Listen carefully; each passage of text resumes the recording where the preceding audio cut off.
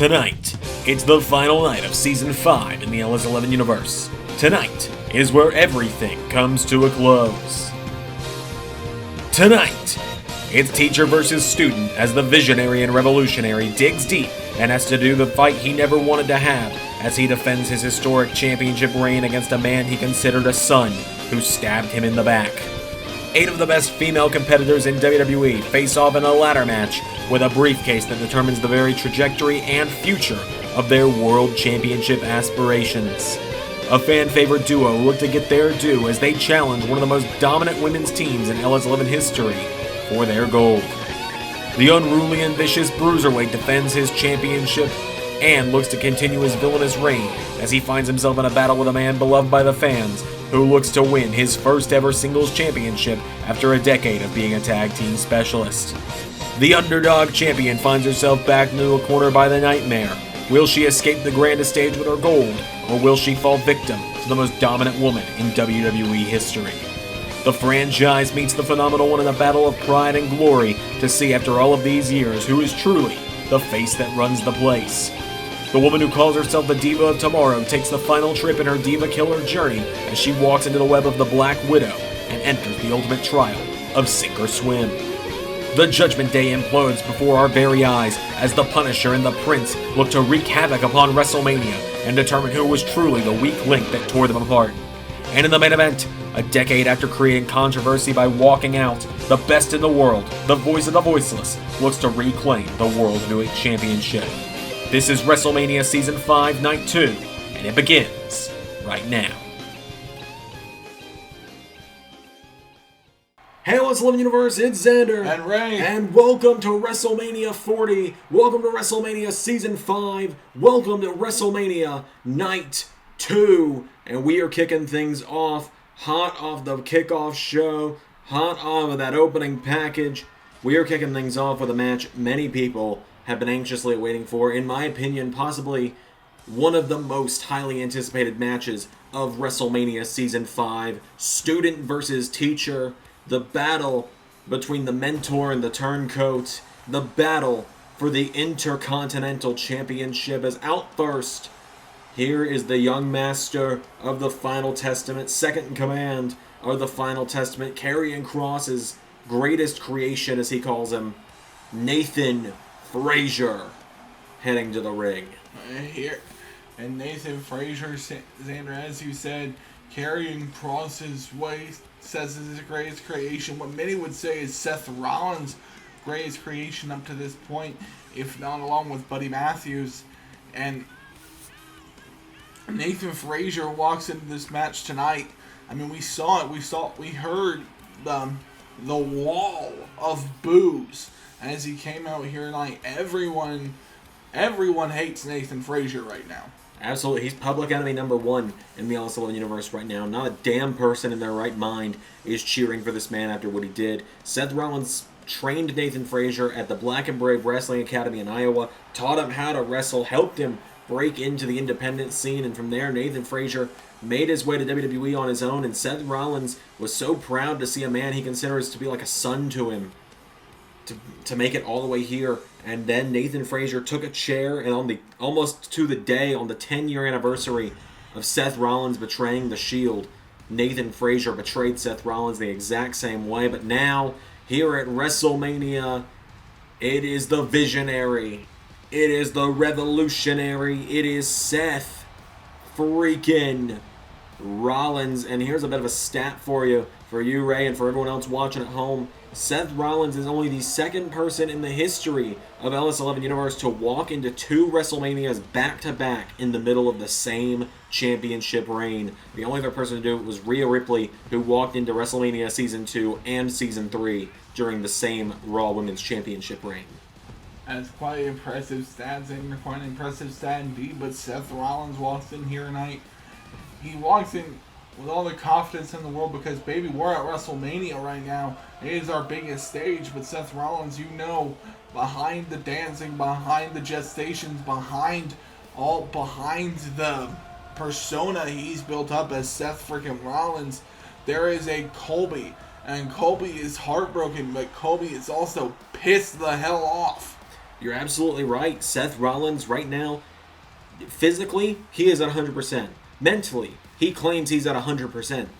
But emotionally, I don't know that he is. His body is held up through this entire Intercontinental title reign. I don't think we're at risk of his body breaking down. He said last 2 nights ago on SmackDown, if Nathan Frazer wins, I'll admit it. I'll be the first to say he was the better man tonight. But I'm not going to let it happen. Seth Rollins, he never wanted this match to happen this way.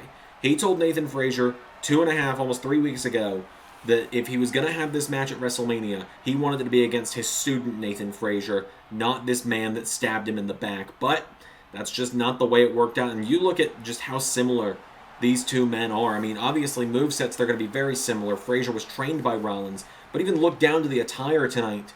Nathan Frazer and Seth Rollins, there's no way they could have planned it. They are quite literally mirroring each other with their attires. Rollins white with black, Frazer black with white.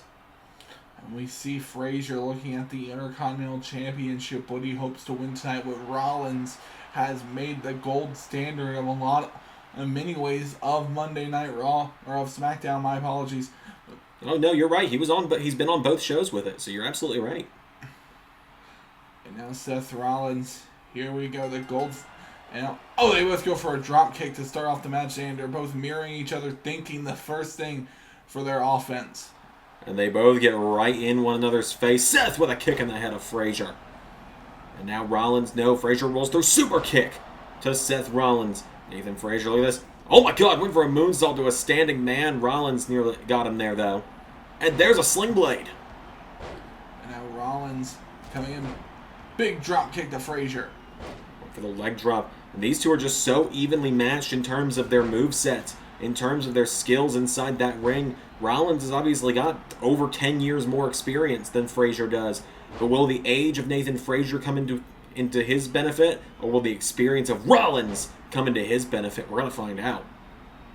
And you saw Rollins lining up there, going for the knee strike. Frazer out of the way. Frazer coming through with that roundhouse kick to the gut, and a basement drop kick to set him down as well.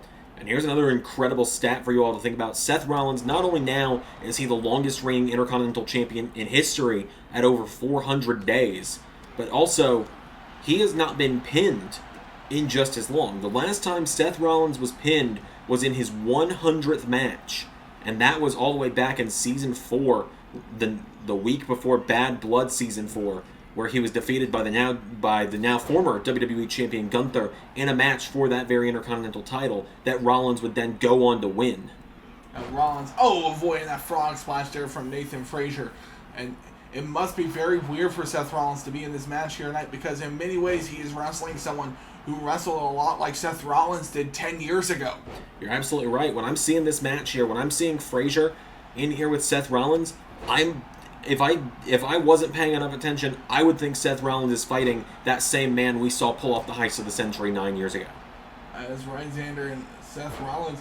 Even then, I would almost say Frazer. I know, Xander, a lot of people disagree with me. Frazer might even be lesser than that. Frazer might be at the stage was when Rollins entered the WWE. I see a lot of potential for Nathan Frazer going forward as he avoids that frog splash and connects with a standing moonsault in response. And that's the thing. They always say a good teacher gives their student everything that the student knows, but never everything that the teacher knows. As Frazer just hit that frog splash right after Rollins missed one. But it seems Nathan Frazer's done his homework. People have been trying to count him out. There's been a lot of fans of Seth Rollins saying that now that Nathan Frazer's out from under Seth Rollins' wing, that Nathan Frazer's not going to be able to hold his own anymore. But my question there is, didn't Nathan Frazer just beat Roman Reigns 28 days ago? Sure, he may have had a little help from Karrion Kross, but until Kross got involved, Frazer was holding his own, and now we're seeing him hold his own, going chomp for chomp with Seth freaking Rollins. But Rollins getting the better strike there, but Frazer knows him better. Nathan Frazer clearly has been doing his research. He's clearly been studying his tapes. Now Frazer, a basement drop kick again, Xander. And Xander, you know this and I know this, and Frazer learned this as well. A massive moonsault again, and into the cover from Frazer. One kick out from Rollins. But as I was saying, Frazer, he knows that basement drop kick, that just kicking Rollins in the head repeatedly, just doing that extra little bit of damage over time that's going to stack up as this match goes on. You're absolutely right. Now I'm seeing it now, where I'm seeing it a little closer. If you look at the If you look at the left side, Seth's right side of his face, but on our perspective, it's the left side. Seth Rollins has been busted open. As he hits a pedigree. And Rollins nailing that pedigree. Now we see this. Wait a minute, what's Rollins doing here? Rollins going to go up top, Xander. Seth Rollins going up to the top rope. Went for the Phoenix Splash. Nathan Frazer out of the way, and now Frazer super kick to Rollins, who gets right back to his feet. Hits him with another one, though.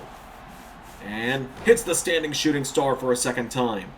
Rollins pulling himself into the corner now. Frazer coming off the ropes, and Frazer, whoa, went for a splash. Nobody home. Going for that splash, but Rollins responds with a sling blade. And I'm going for the leg drop as well.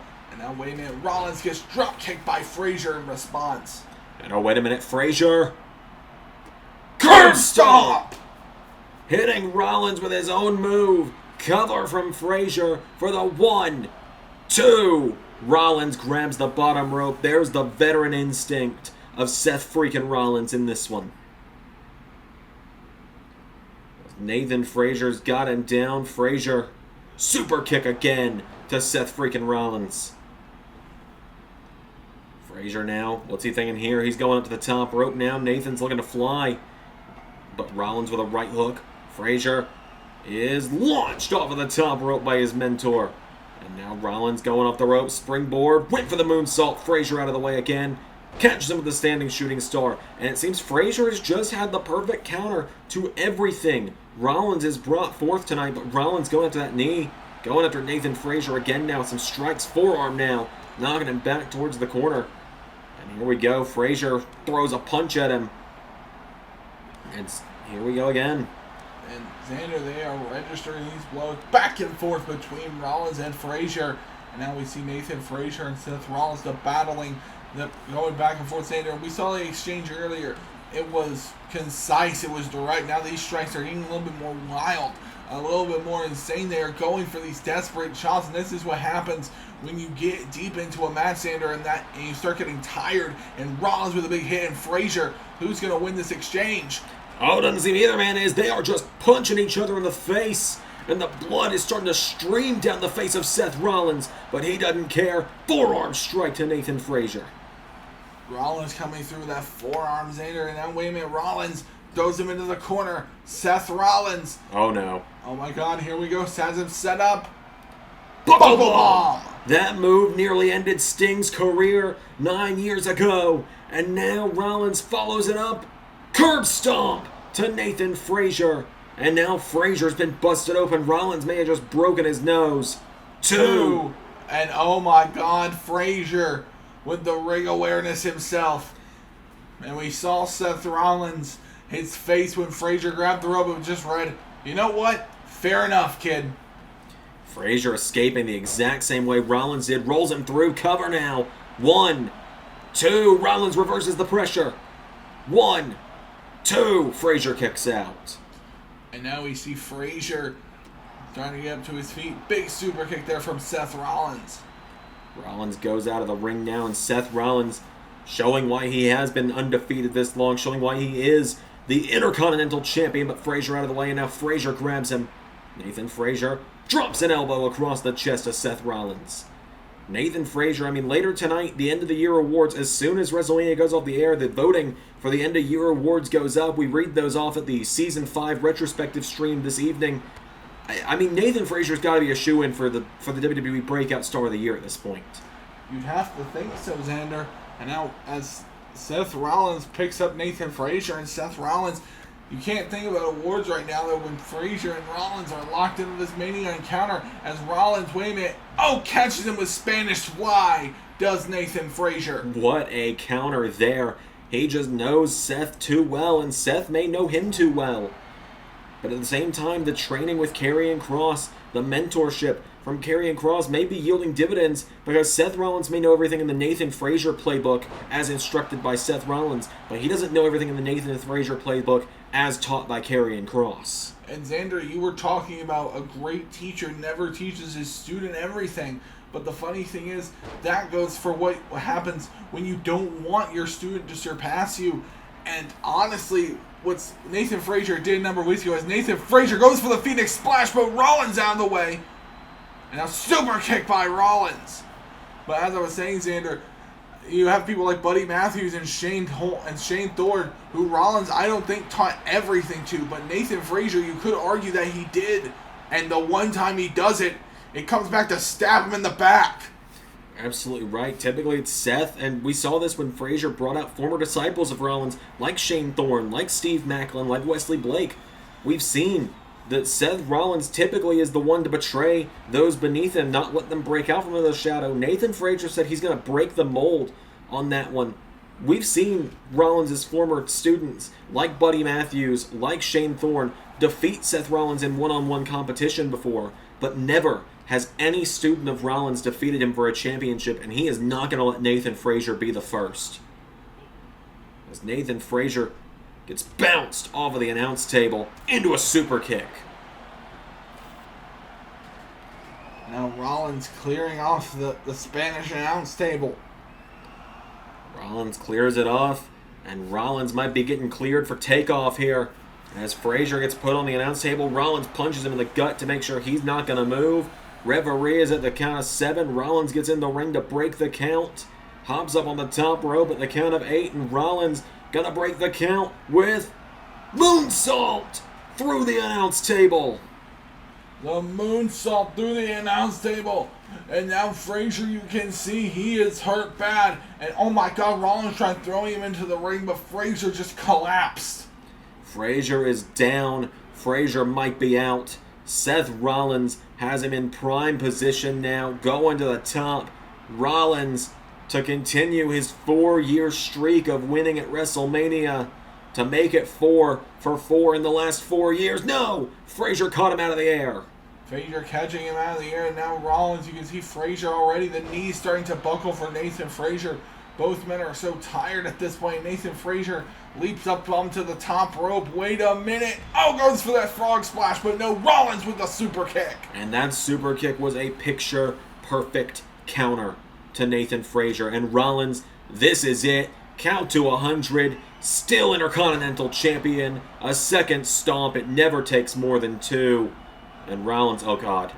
What is he doing here? Rollins wants to put the definitive stamp on this, Xander. Frog splash! Oh my God. We haven't seen Rollins go to this length in a long time. And we only ever see him go to this length when he's certain that he might be in danger. Oh my God! Frazer catches him with a cutter. Frazer with a pop-up cutter. Countering. And now wait a minute, Nathan Frazer. Oh, Nathan Frazer may have caught a second wind. Nathan Frazer, as you said, may have just caught the second wind. Frazer, typically, we've seen Rollins go to that place where he'll hit a curb stomp, then a splash, then a curb stomp, maybe another splash, and then a third stomp where he will just keep stomping his opponent over and over. We saw it against Carmelo Hayes at a Match of the Year contender at SummerSlam. We've seen it so many times. We saw it at Forbidden War 2 in Anarchy in the Arena. Never has anyone countered it, though. Nathan Frazer pulled out that counter from the Randy Orton playbook to pop him up into a cutter. And now Frazer, massive drop kick, sends Rollins across the ring. Need I remind you all, they're here now. They started on the opposite end of the ring when Frazer jumped.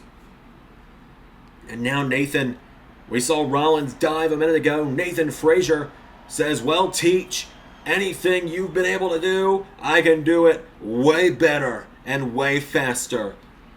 And now Frazer getting ready to hit Seth Rollins. Rollins gets hit with that dive and thrown back into the announce table. As they're staggering now, Frazier's back to his feet. Rollins is down. Nathan Frazer. Oh my God, Frazer. What's he looking to do here, Xander? I don't know, but I'm getting worried. I haven't talked about this before. I talked to Nathan Frazer earlier tonight before the show. Caught up with him about this matchup, biggest match of his career, his first ever WrestleMania, as he hits a super kick and both men collapse. And I asked him the thing that a lot of people have been wondering. He was taught by Seth Rollins. Does he see himself, if he wins tonight, as the next Seth Rollins? And his response was, he laughed at me and he said, no, I'm the upgrade.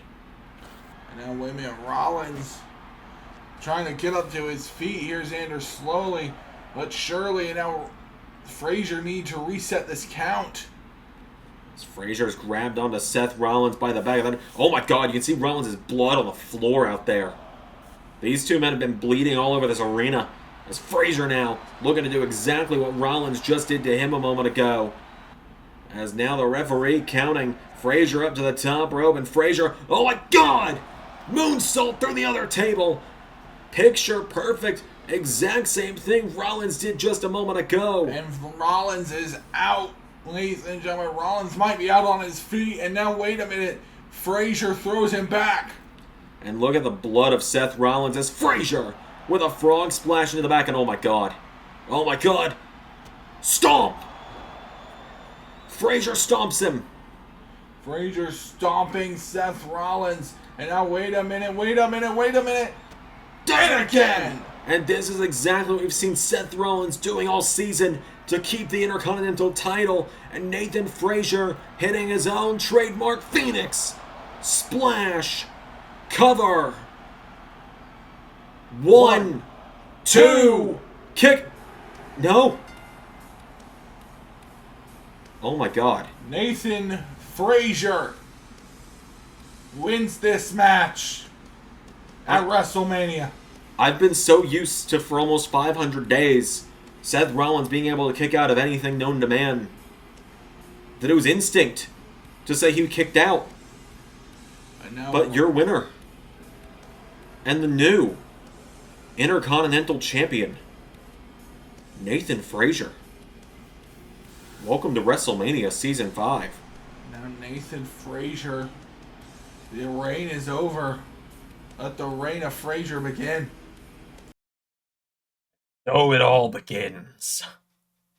This is exactly what the prophecy of the Final Testament foretells.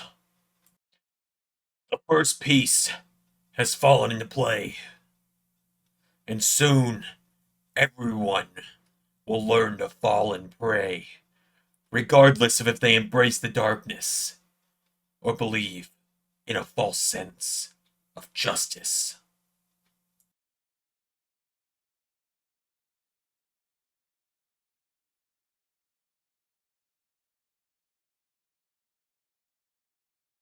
Alright, well, from a shocking championship change into a women's Money in the Bank ladder match. And Xander, yesterday with the men's, we were talking about the star-studded quality of those matches. And this, you could even say, I feel like you could say the same thing for the night's women's match in terms of its star power.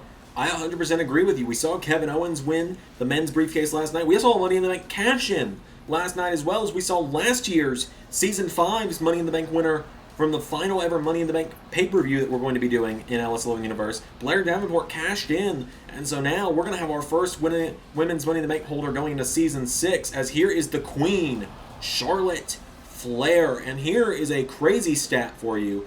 This is her first ever singles match at an LS11 WrestleMania. She's only been at 2 other LS11 WrestleManias so far. Last year, where she was in a 6-woman tag team match on the kickoff show in a losing effort, where it was the stars of today, where it was the horsewomen of Becky, Bayley, and Charlotte against Zoe Stark, as against Zoe Stark, Tiffany, Stratton, and I mean, it shows you how long it's been since then. I unfortunately can't remember who the third woman in that matchup was right this moment. But out next is the woman who won the Women's Royal Rumble last year, and the woman who won the SmackDown Women's title at this show last year, the Empress, Asuka. And I was going to say about Charlotte, her only other WrestleMania appearance so far on the channel was when she became one half of the inaugural Women's Tag Team Champions at WrestleMania Season 3 2 years ago this show. And now you can see tonight, though, Asuka looks to accomplish an even bigger feat and walk out with Miss Money in the Bank. And ladies and gentlemen, need I remind you, we still have a Women's Championship match to go. Absolutely, and it involves Rhea Ripley and Roxanne Perez, 2 of the toughest women in LS11 Universe right now. We could see a second Money in the Bank cash-in on this WrestleMania event if the winner of this match feels so inclined, sees an opening later tonight between Rhea and Roxanne. In fact, I believe that matchup is not that far away on the show. It's a 9-match card tonight here on the main show of WrestleMania. We had an incredible kickoff show. We had Ilya Dragunov winning the right to challenge for either the United States or Intercontinental title, depending on where the draft ends up sending him. And we had the first ever Speed Championship matchup where the epitome of speed, Omos, became the first ever Speed champion. But now we could have another first ever situation tonight. We could have the first ever WrestleMania with a cash in on both nights. As out next, I would argue a dark horse in this matchup. Many people like to make fun of her. I've done it plenty. Her husband is, her husband gets very annoyed when we do so.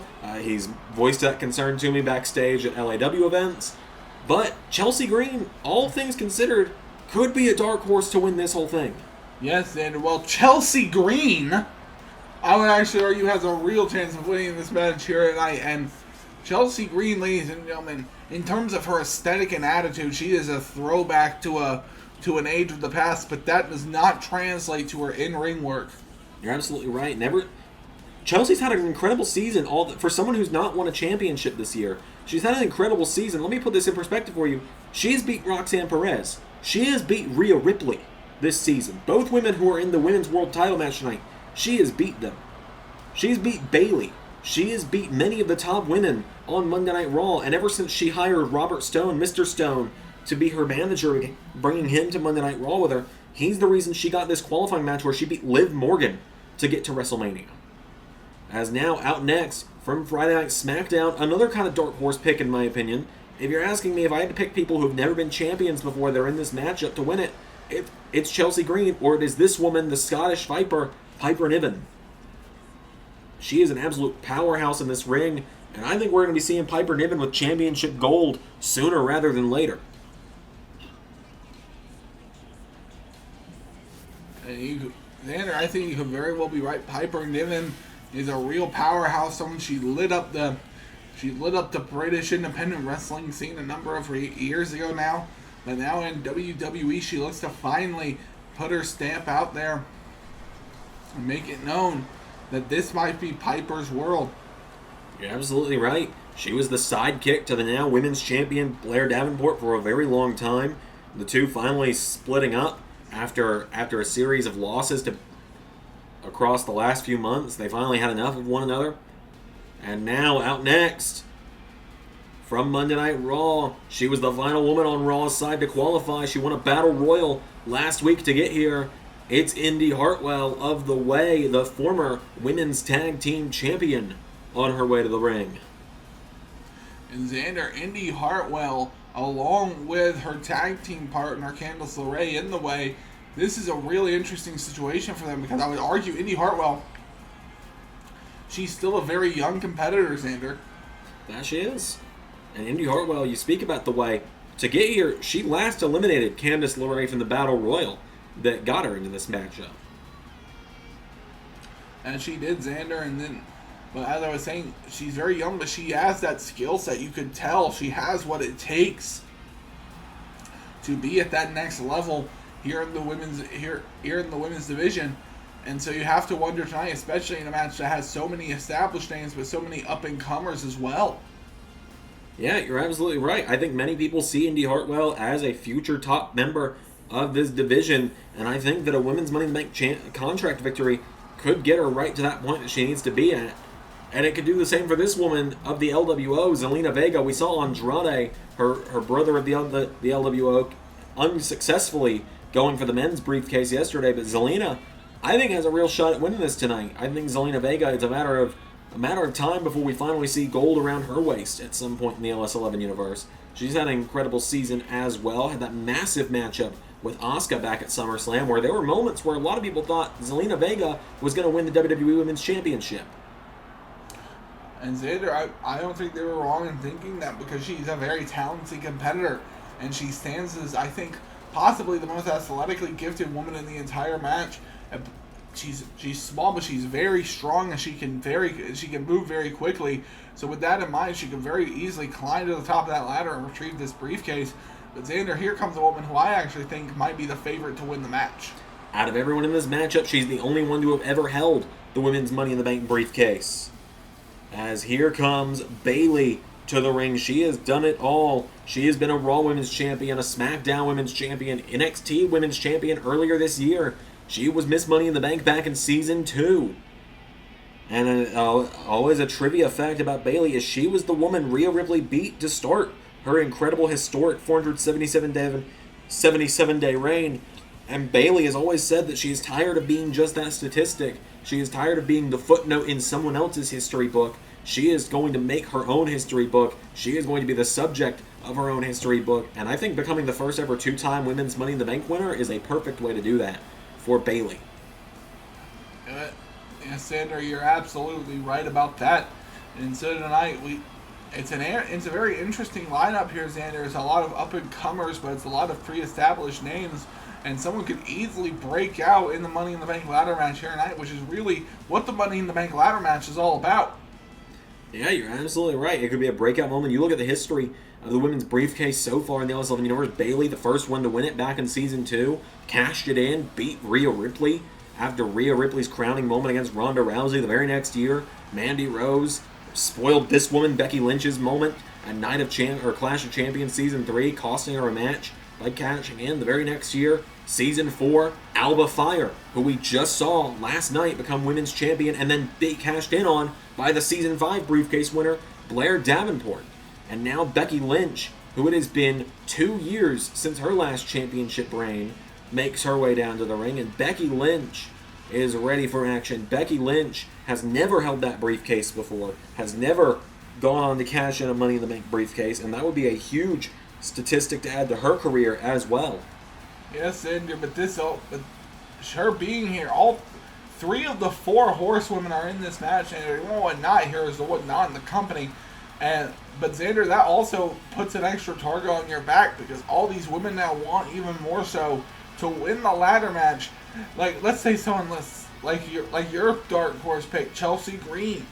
Do you realize the desire that's instilled in you when you could win a match that featured Asuka, Becky Lynch, Bayley, and Charlotte Flair?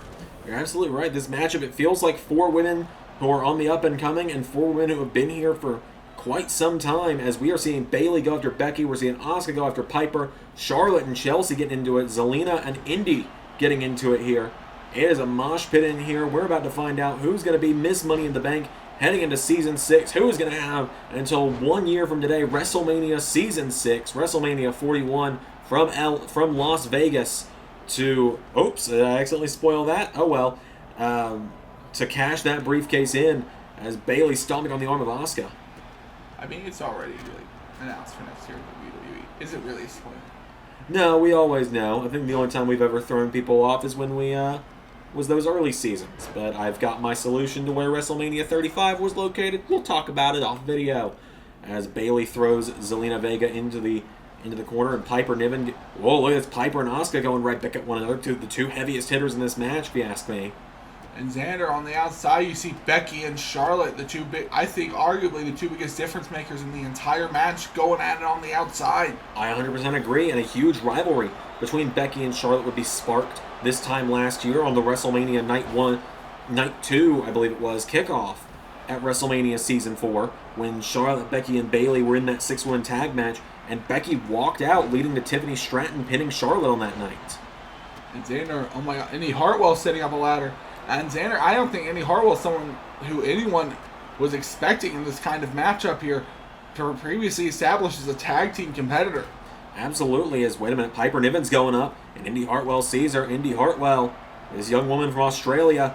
I think a lot of people forget how much of a powerhouse Indy Hartwell actually is. She just pushed a ladder over that had Piper Niven on it. And Niven, gets dropped with the electric chair by Asuka. Indy Hartwell with a right hook taking down the Empress.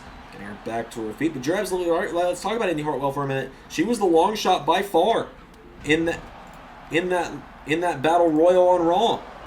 By far, the long shot to win the whole thing. Ends up doing it. Ends up winning the whole damn thing. There were women in that battle royal that many people thought were the favorites by a long shot to win it. The likes of Mia Yim. The likes of Candice LeRae. Hell, there were women that weren't even in the battle royal that people thought should have been in there and won it, like Liv Morgan. And Indy Hartwell outlasted them all and made it here. And tonight, she could be the real shock win of the whole thing. As she could be, Xander, as she could be, but now Charlotte Flair getting a big boot to Chelsea Green on that ladder. Hey, that was an impressive feat of accuracy there from Flair as well. Oh my God, Indy just ricocheted that ladder off of Becky Lynch's head. I was going to say, Charlotte just stuck her boot right through one of the rungs in the ladder and pulled it out before she could get stuck and potentially injured. Oh, wait a minute. Charlotte throws Chelsea back into the center. And, sorry, that's Zelina Vega. That is Zelina Vega, yes. It's hard to tell from all these bodies flying around this ring. Now, wait a minute. Asuka with a big kick to the gut to Bayley. And now Bayley, gets hit with a running hip strike there from Asuka. Asuka's got her down now, and Asuka, look at that. Indy avoided her, and Asuka went bouncing off the top turnbuckle. As Chelsea slides into the ring now, and Chelsea Green, right hook connects. Chelsea grabs her with a big slap to the face. Chelsea Green, no. Indy Hartwell just booted Chelsea in the mouth. And now Bayley grabbing onto that ladder. Bayley with the ladder in hand. Sets the ladder up now, and Bayley grabs onto Indy Hartwell, pulls her in. Bayley slamming her down by the back of the head, and Bayley trying to get Indy Hartwell out of the ring. Indy Hartwell fires back with a shot to the gut. And wait a minute, Indy Hartwell's got her for the hammerlock. DDT, Indy Hartwell's got her down. And Indy's going up. She's all alone. Indy Hartwell could make this one of the quickest Money in the Bank ladder matches we've ever seen. And probably one of the biggest upsets in the history of Money in the Bank, Xander. Now, wait a minute. She has won, but there's Asuka. There's the Empress. Asuka. Oh, my God. Oh, God. Off the ladder. Swinging neck breaker off that ladder.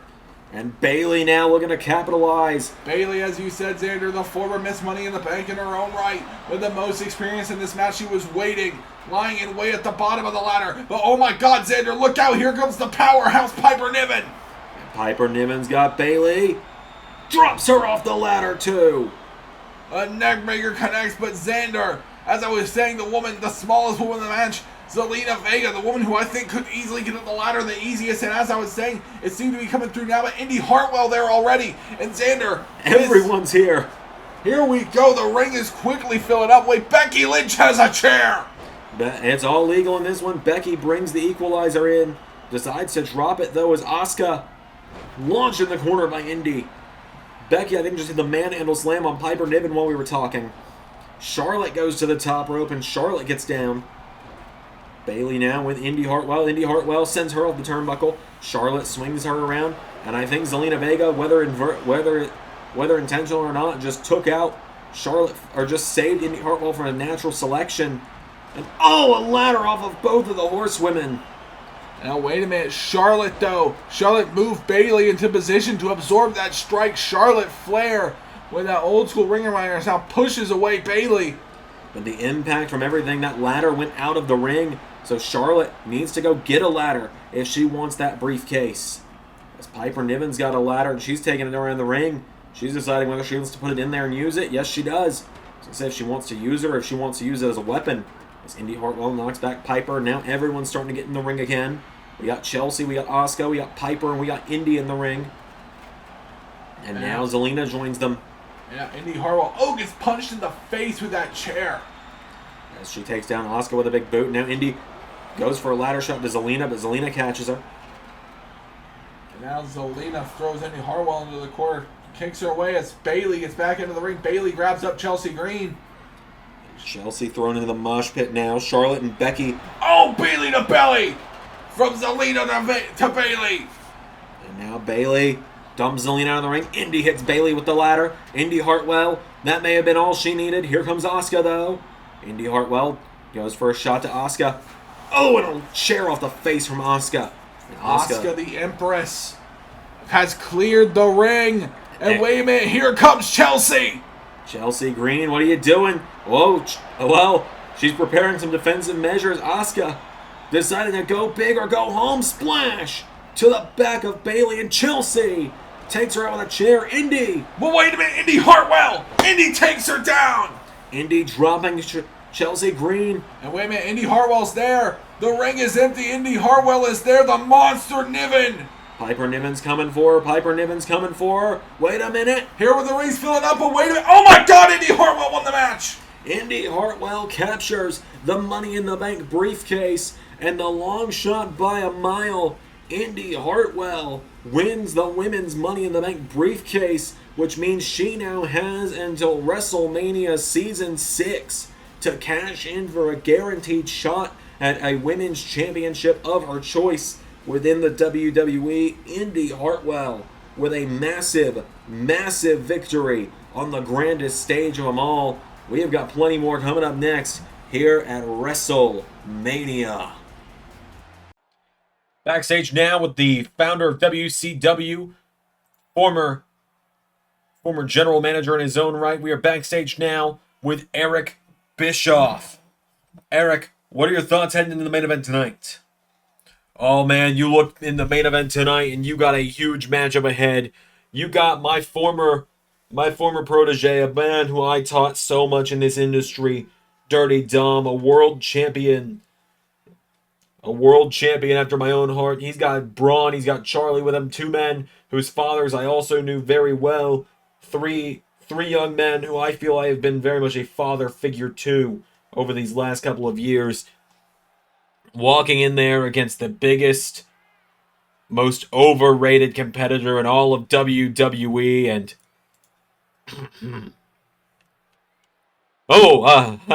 hey Dexter, look, I just gotta.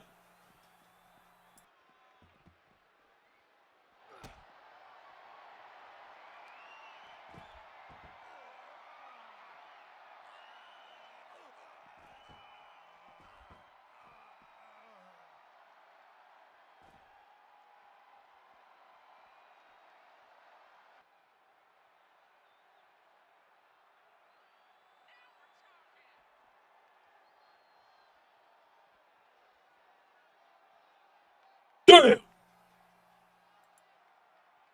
Alright, up next, the WWE Women's Tag Team Championships are on the line. As out first, a team that has quickly been becoming a fan favorite duo made their way here by winning a little bit of a mini tournament to get here. It is the duo of Dakota Kai and Tegan Nox, Team Kick. Team Kick is here, Xander, and they are facing, I think, possibly the most dominant women's tag team we've seen thus far in the main roster WWE, not counting MK Ultra. I agree. Of course, MK Ultra just yesterday losing the NXT Women's Tag Team titles to Toxic Attraction, JC Jane and Gigi Dolan. Big congratulations there to those two, of course. But Team Kick, what a hell of a story it's been for Dakota Kai and Tegan Nox over these last 5 years, really. In LS11 Universe Season 1, both of them kind of considered afterthoughts in the LS11 Universe. In fact, I don't even think Tegan Nox was here yet in Season 1. Season 2, Tegan Nox wins the NXT Women's title. Dakota Kai gets fired. Gets called up after Season 2, spends all of Season 2 in NXT. Season 3, Dakota Kai brought up to Monday Night Raw with Raquel Rodriguez, and they seem poised for greatness together, only for Dakota to get fired. After Survivor Series, Tegan loses the NXT Women's Championship, and the same thing happens to her the same day. And then they both fight and scratch and claw their way back to WWE. Haven't quite found that same success like the NXT Women's title that Tegan had for almost a year. But now tonight, they are at WrestleMania for the first time, and they are taking on the most dominant team we've ever seen in the WWE Women's Tag Team division, the duo of Strikeforce, Ivy Nile, and Shayna Baszler. And there it is, though, the WWE Women's Tag Team Championships. Absolutely. Ivy Nile and Shayna Baszler, though, all the credit to them as well. They came together in the first ever Women's Tag Team tournament all the way back at the end of Season 3. Had a great showing in it. Became fan favorites just from their work together in that tournament. Teamed up on and off throughout the next couple of years before finally, earlier this season, Evolution, they would dethrone the now former Divas of Tomorrow to become the Women's Tag Team Champions. They have been a force of dominance with that gold ever since. That they have, Xander, that they have. They have been this, as you said, a dominant force. Two women who are trained in this old school MMA style. As the official holds the gold up, could we be on the verge of seeing a big championship change here tonight? I think it could happen. Dakota Kai and Tegan Nox won it. But Shayna Baszler and Ivy Nile are just so damn dominant. But the question is, Shayna Baszler, she's been at almost every WrestleMania since the start of LS11 Universe. She was at Season 1, she was at Season 2. I believe she missed out on Season 3, but I believe she was at WrestleMania last year in some capacity. Baszler has never won a match at WrestleMania. We call it the Baszler WrestleMania curse. sometimes because she has all these great moments, all these great matches, all these great wins, but then on the grandest stage, she always comes up short. Can she break that curse tonight? Shayna Baszler gets hit with the Hurricane Rana there from Dakota Kai. Now Dakota Kai starting to focus in with a big super kick to the gut. And now comes in, oh, drop kick as well. Shayna's down, Dakota Kai grabs a hold of her, getting her back up to her feet, and Dakota throwing Shayna across the ring into the corner, kicks her. Putting the boots now to her is Dakota. Dakota comes off the ropes here. Big kick into the face of Shayna Baszler. Grabs onto her now, and Dakota Kai. Shayna Baszler throws her off the ropes, over the top, out to the floor. Down goes Dakota.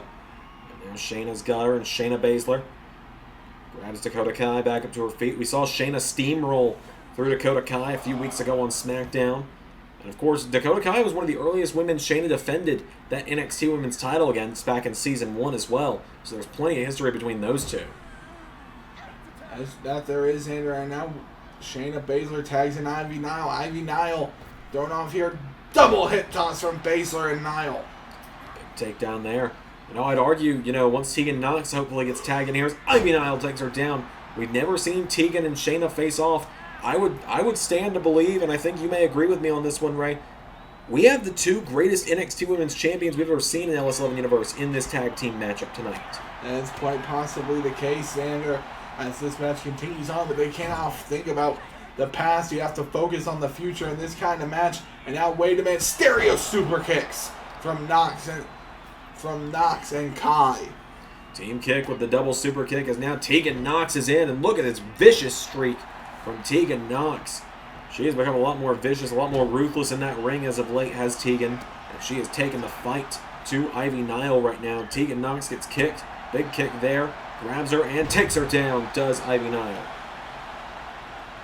Ivy Nile now, tag made to Shayna Baszler. Baszler enters the mix down. Shayna Baszler grabs a hold of her. Shayna throws her across the ring into the corner. Shayna goes for a right hook now, grabs her with another punch. And again, Shayna's got her. Baszler punching away at her again now. Shayna's got a hold of her again, lifts Tegan up, and back body drop, taking her down. Into a cover now, Tegan Nox is down. Kick out from Tegan though. And comes in. Oh, another single drop kick there from Tegan to Shayna. Now Shayna Baszler in trouble here. Tegan Nox, wait a minute, thrown in, thrown out. Oh, a massive European uppercut there from Tegan to Shayna. Shayna Baszler goes down. Tegan Nox throws her into the corner. Nox tag made back to Kai, and now Shayna is at the mercy of Team Kick. As here we go with a double back body drop, taking down Shayna Baszler. And kicks her in the back again, does Dakota Kai. Kicking away Shayna Baszler. Just wait a minute. Big kick to the back there from Dakota Kai to Shayna Baszler. Now Baszler. Wait a minute, set up here like Kai. Kai rolls her through. Submission locked in. Could she force the submission here? She's pulling back on the arms of Shayna. And Baszler knees into the head though. Knocking back Dakota Kai here. Dakota Kai in trouble. And now Shayna grabs a hold of her. Shayna Baszler grabs the arm, turns her around, twisting back the arm is Shayna. Dakota Kai in trouble now. Shayna twists back the arm again. Dakota Kai has her arm snapped back again. Shayna Baszler kicking to the ribs, pulls her in. Shayna with Dakota. No, Dakota counters. Dakota Kai with a chop block takes her down. Now throws her into the corner now. Dakota Kai goes for a kick. Shayna Baszler kicks out the leg of Dakota. Grabs a hold of her now, and Dakota Kai. There's a boot from Shayna Baszler again. Baszler's got her down, and Shayna. No, Dakota taking out the arm. Tag is made. Tegan is in. Tegan Nox. What is she thinking here? I think she's trying to cut her off from Ivy Nile. She stomps the hand that was reaching for the tag. Kick in the head from Tegan. Tegan Nox and Dakota Kai. Hang on. Choke slam from Tegan Nox. Into a cover on Shayna. Tegan's got her down for the 1, 2. Ivy with the save, though. And you look back, these two teams have a little bit of history outside of WrestleMania as well. You go back to, I believe, the debut episode of WWE 2K24. or it might have been one of the final episodes of 2K23. It was Super SmackDown on 2K23, one of the final episodes of WWE 2K23 Universe mode. Shayna Baszler and Ivy Nile defended the titles against Team Kick, who at multiple points many believed were about to win the championships. Multiple near falls there. And we're about to find, I suppose this match is how we're finding out how far Team Kick has come since that night where they nearly won the gold. And Xander, this is proven to be a big test for Team Kick thus far in this women's tag team title match. As Shayna Baszler bounces the boot off the jaw of one. Sorry. As now Shayna Baszler's got her up and drives. Tegan knocks into the floor on the outside. And as Shayna's turned her attention to Dakota, it seems. Now Tegan Knox struggling, trying to stir and get up to her feet. Stunner sets down on Dakota Kai, and Tegan Knox up at the count of 8. And breaks the count. In comes Tegan, or in comes Ivy, in comes Tegan. Ivy Nile goes for a gut wrench. Tegan Knox counters. Tegan Knox swings her around. Swinging kick into Shiniest Wizard to Ivy Nile. Into the cover. For the 1, for the 2, it's saved by Shayna Baszler at the last possible moment. And you can see their tag to Dakota Kai. And now picks her up. Here we go. And Dakota, the captain of Team Kick, with detonation kick. Dakota's got her down, hooks the leg. Dakota for the 1, 2, 3. Team Kick are the new women's tag team champions. New champions crowned at the grandest stage. Dakota Kai and Tegan Knox are on top of the world. They have captured the women's tag team championships in a hell of a matchup tonight. What a match there for Dakota and Tegan, your winners and the new women's tag team champions. It was a long road, but they have finally made it to the other side of it. And they are stronger for it. Dakota and Tegan with the victory. Dakota and Tegan are on top of the world. We have got more coming up here at WrestleMania. We are 3 matches in, and we got plenty more still to come.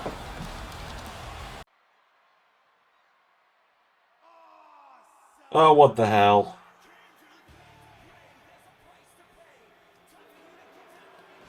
Well, here's the man who lost on yesterday's kickoff show to Dijak. The man who just continuously tries to make himself the host of this show, despite it always backfiring on him.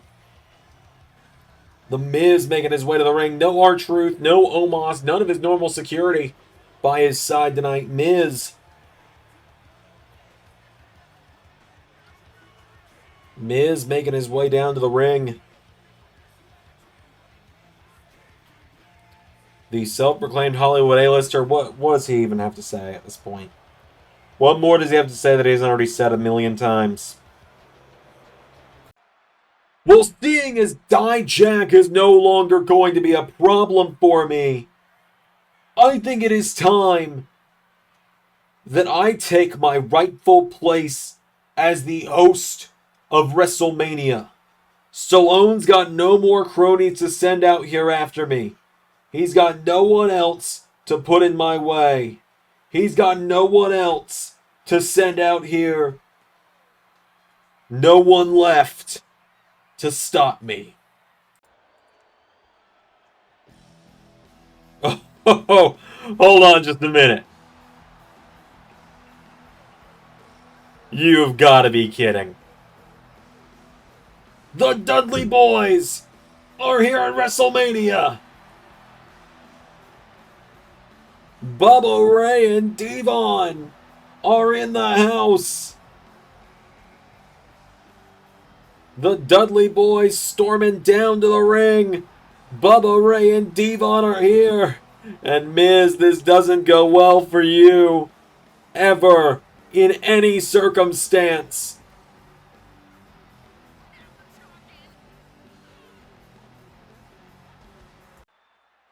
Great. I try and be the host of WrestleMania and I get sent 2 washed up has-beens. How about you get out of here?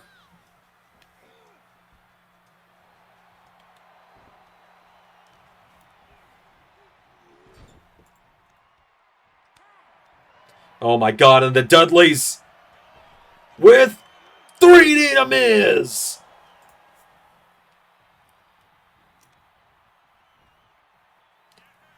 Devon! What? Get the tables! And Bubba telling Devon, get the tables! And Devon making sure Miz is going nowhere.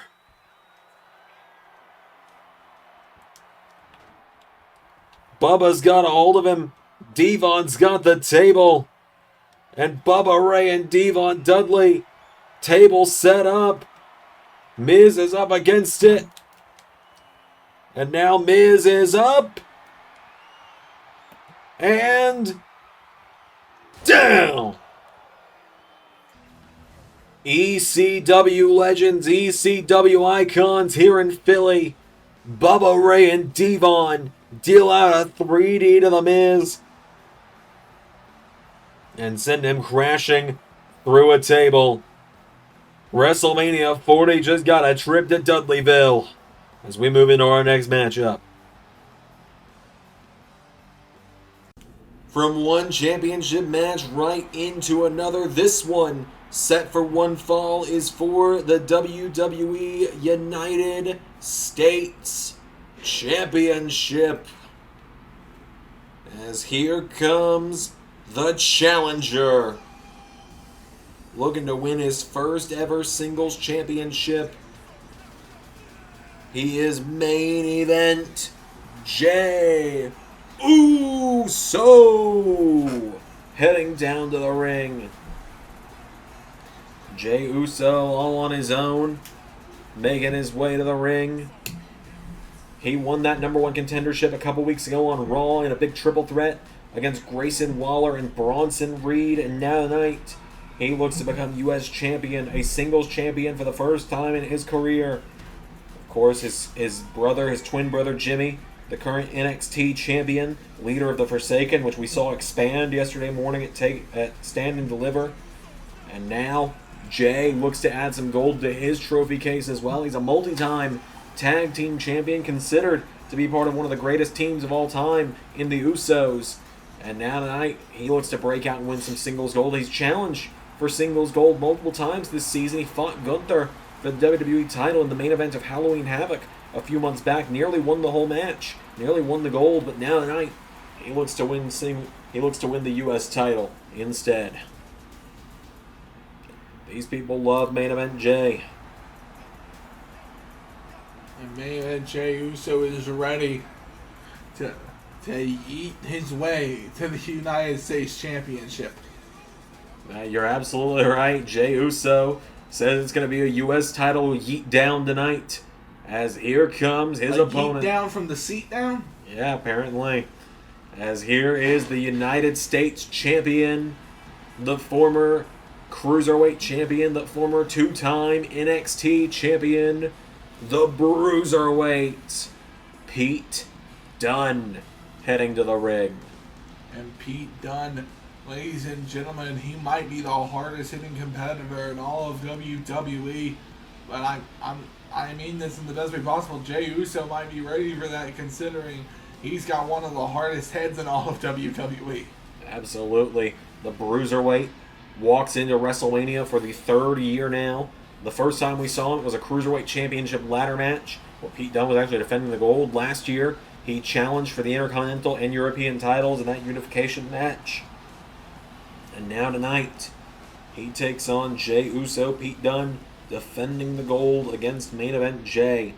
Pete Dunne, I'd say one of the greatest exports to come out of NXT from its first 2.5 seasons. And I think this guy's got all the upside to him. And now, the U.S. title is up for grabs between himself and Jey Uso.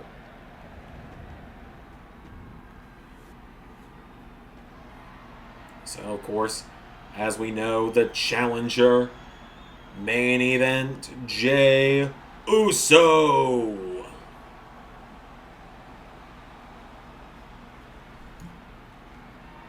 And his opponent, the United States Champion, the Bruiserweight, Pete Dunne.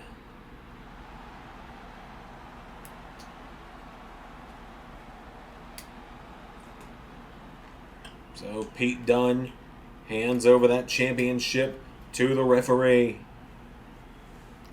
Jey Uso taking a good long look. And the United States Championship goes up and up for grabs, ladies and gentlemen. It's up, and now it's Jey, and it's done. This will definitely be an interesting stylistic matchup, guys. And now Jey Uso. Oh, and Pete Dunne trying to open up with striking, but Jey Uso immediately with the reversal there. Jey Uso hits the super kick. A big flying kick into another super kick from Jey. And a diving headbutt right across the body of Pete Dunne now. And Jey getting him right back up to his feet here. Jey Uso firing away at him here. Big right hooks now. And Jey Uso slapped by Pete Dunne. And Pete Dunne's got him now. German suplex. Takes down Jey. Jey gets up now. Pete Dunne into a Kimura lock. Pete Dunne with a Kimura lock in on Jey Uso. But Jey Uso rolls back through it. Back to his feet now. And Jey caught with a clothesline from Pete Dunne. Pete Dunne's got him down, though, with a boot into the chest of Jey Uso. And now Jey Uso's down. Pete Dunne stalking him here. Dunne, no. Jey up to his feet with headbutt, takes him down. Comes off the ropes, and Jey rolls out. Pete Dunne rolls out of the ring, and here comes Jey Uso. Massive dive to the outside. Jey Uso's got him down now, and Jey gets him back up to his feet here. Jey Uso throws him right back into the ring. And Jey is staying on the attack here against Pete Dunne. But Pete Dunne now comes back in, chopping him, fires back at him here. Pete Dunne, he doesn't want this big match at WrestleMania to go down as a loss. He doesn't want to lose his U.S. title yet. He's had it since Clash at the Castle. Dunne's U.S. title reign has been shockingly long. I think longer than a lot of people remember it being. He won it over 6 months ago at this point. And he did there. And a big kick to the back from Pete Dunne to Jey Uso. And now Pete Dunne picking up once again. Now Jey Uso in trouble here. Jey Uso set up here by Dunne. Pete Dunne's got him up. Jey Uso counters. And chop block. Taking him down. But yeah, Jey Uso looking to end the reign of Pete Dunne. Pete Dunne, it is crazy to think about. Genuinely is one of the longest reigning U.S. champions we've had. And I'm only just now realizing it myself. As he flips Jey Uso across the ring, does Pete Dunne. And now Pete Dunne up to the middle rope. Pete Dunne, knee into the head. Pete Dunne's got him down now, and Dunne kicked to the head by Jey. Jey Uso turns him around, and Jey, look at this, he's up. He's down. Pop-up neck breaker from Jey. Into a cover on Pete Dunne for the 1, for the 2. Kick out from Pete Dunne. Jey Uso can hardly believe it. Pete Dunne kicked down. Jey's got him down again. Pete Dunne comes in with a clothesline. And the Bruiserweight coming at him again here. Pete Dunne went for him again. And flying clothesline to Jey Uso. Into another cover now. Pete Dunne for the 1. No, Jey kicks out. And Jey Uso getting up to his feet. Drop kick by Dunne. Dunne. Jey out of the way. Oh, Pete Dunne chops Pete Dunne. Or Pete Dunne chops Jey Uso. And now Pete Dunne lifts him up. Bitter end. The bitter end, and it could be the bitter end of Jey's WrestleMania dreams. Who kicks out, though? Jey kicks out. Pulling himself up in the corner is Jey Uso. And now Pete Dunne turns him around. Pete Dunne grabs a hold of him, and Pete Dunne with shoulder first into the ring post goes Jey. Pete Dunne kicking Jey in the face. Jey Uso forced to go to the ground. Now Dunne getting him back up to his feet here. Pete Dunne kicking the ribs. Pulls him in. He's up. He's going for him again. Jey counters. Jey Uso knocking back Pete Dunne. Runs for the ropes, but Dunne caught him now. And Pete Dunne sending Jey off the ropes. Ducks him. No. Clothesline from Jey Uso. And Jey coming in. Spear! Jey Uso hits the spear on Dunne. Into the cover. 2. Kick out by Dunne. Pete Dunne survives the spear, something not many can say they do when they face main event Jey. As Pete Dunne kicking away at him now. Pete Dunne being kicked repeatedly. Dunne back to his feet. Clothesline. Wipes out main event Jay. And Jay is down. Dunne picking him back up to his feet. He's got a hold of him. Bends back the arm. Pete Dunne snaps the arm back of Jey Uso. And now Pete Dunne has got him by the back of the head again. Pete Dunne throws Jey Uso into the corner. Now Pete Dunne has a bit of trouble here. Body slam to Jey Uso. Pete Dunne's got Jey Uso down now, and Pete Dunne with Jey Uso in trouble. Pete Dunne has him for double axe handle, taking him down. And now Pete Dunne putting a boot to Jey Uso again. He's got him down here. Pete Dunne kicks him in the ribs. He goes for the kick. Jay back to his feet. Whoa. Dunne went for a roundhouse. Counter for counter. Big drop kick again from Jey Uso. Pete Dunne goes down. And now Pete Dunne. Hang on. Jay coming off the ropes. Whoa. Went for a baseball slide. Cut it short, though, because I think he knew he was going to shoot the wrong way there as he gets Pete Dunne back up. Bounces him off the ropes. And he's got him down here. Jay. Getting Pete Dunne back up to his feet here. Jey Uso. Hold on. Pete Dunne's got him. He's up, and he finally gets him with that big suplex there. Into a cover, Pete Dunne for the 1, 2, no. Now Dunne trying to focus in as Jey Uso rolls out of the ring and retreat. And now Pete Dunne comes outside with a dive there on Jey Uso. Massive dive there. Now Jey Uso in trouble here. Pete Dunne throws him head first into the turnbuckle, or through the ring post rather. And now wait a minute. Oh, throws him over the shoulder, throws him over with the legs as well, and him hitting the tailbone on the ring post there, and a massive kick there from Jey Uso as he gets up to his head, as he gets up to his feet and retreats back into the ring. Interestingly, over the crop with a crossbody, but Dunne saw that coming and got back in the ring. Referee restarting the count now, and Jey Uso is down. Pete Dunne falls into the outside now. Pete Dunne with Jey Uso. Hang on. Head first off the announce table. Down he goes.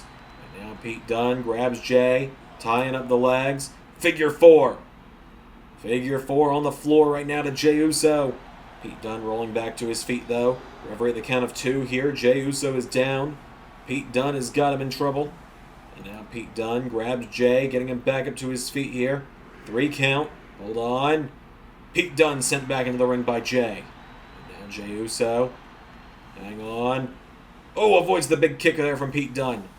And now Dunne has got Jey for a back body drop, taking him down.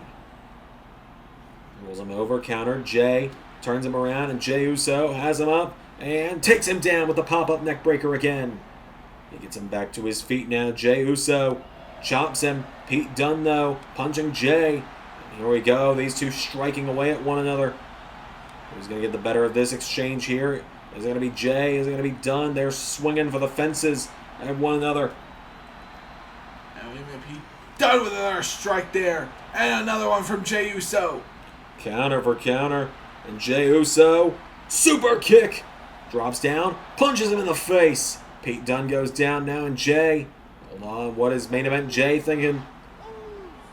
60,000 strong, chanting Uso. Spears him, but Dunne only staggered now, and Dunne didn't take the full brunt of the spear. So Jey super kicks him instead. And Jey to the top now with the splash. The Uso splash. There's 2 and 3. Jey Uso is the United States champion.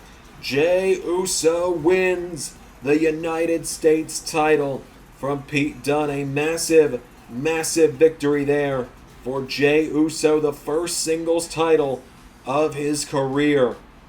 And, I mean, I hate to put it this way, but what a hell of a 24 hours for the members of the NOI family. Jey Uso, the U.S. champion. Roman Reigns beats Karrion Kross. The Rock keeps his people's title. Jimmy Uso beats Trick Williams. And now Jey Uso, the U.S. champion. Backstage now with the winner of the Andre the Giant Memorial Battle Royal earlier tonight on our kickoff show, Ilya Dragunov. Welcome and congratulations. Yes, indeed. Thank you. And now I set my sights on championship gold. Yes, that is right. Now, Ilya, I gotta ask you, we are going to know later tonight on the Season 5 Fallout show, the end of the year awards show, hosted by myself and Ray later tonight on a live stream. So everyone watching here, stay tuned for that later tonight, and stay tuned for the end of season awards community post. But we will know if you are going to be facing the United States Champion or the Intercontinental Champion. We will know if you're going to face Jey Uso or Nathan Frazer this week, because we will know which championships are being drafted to which shows later tonight. Do you have a preference? I have no preference over either man. Well, I would like to beat respect into Nathan Frazer after the disrespect he has shown to many on SmackDown.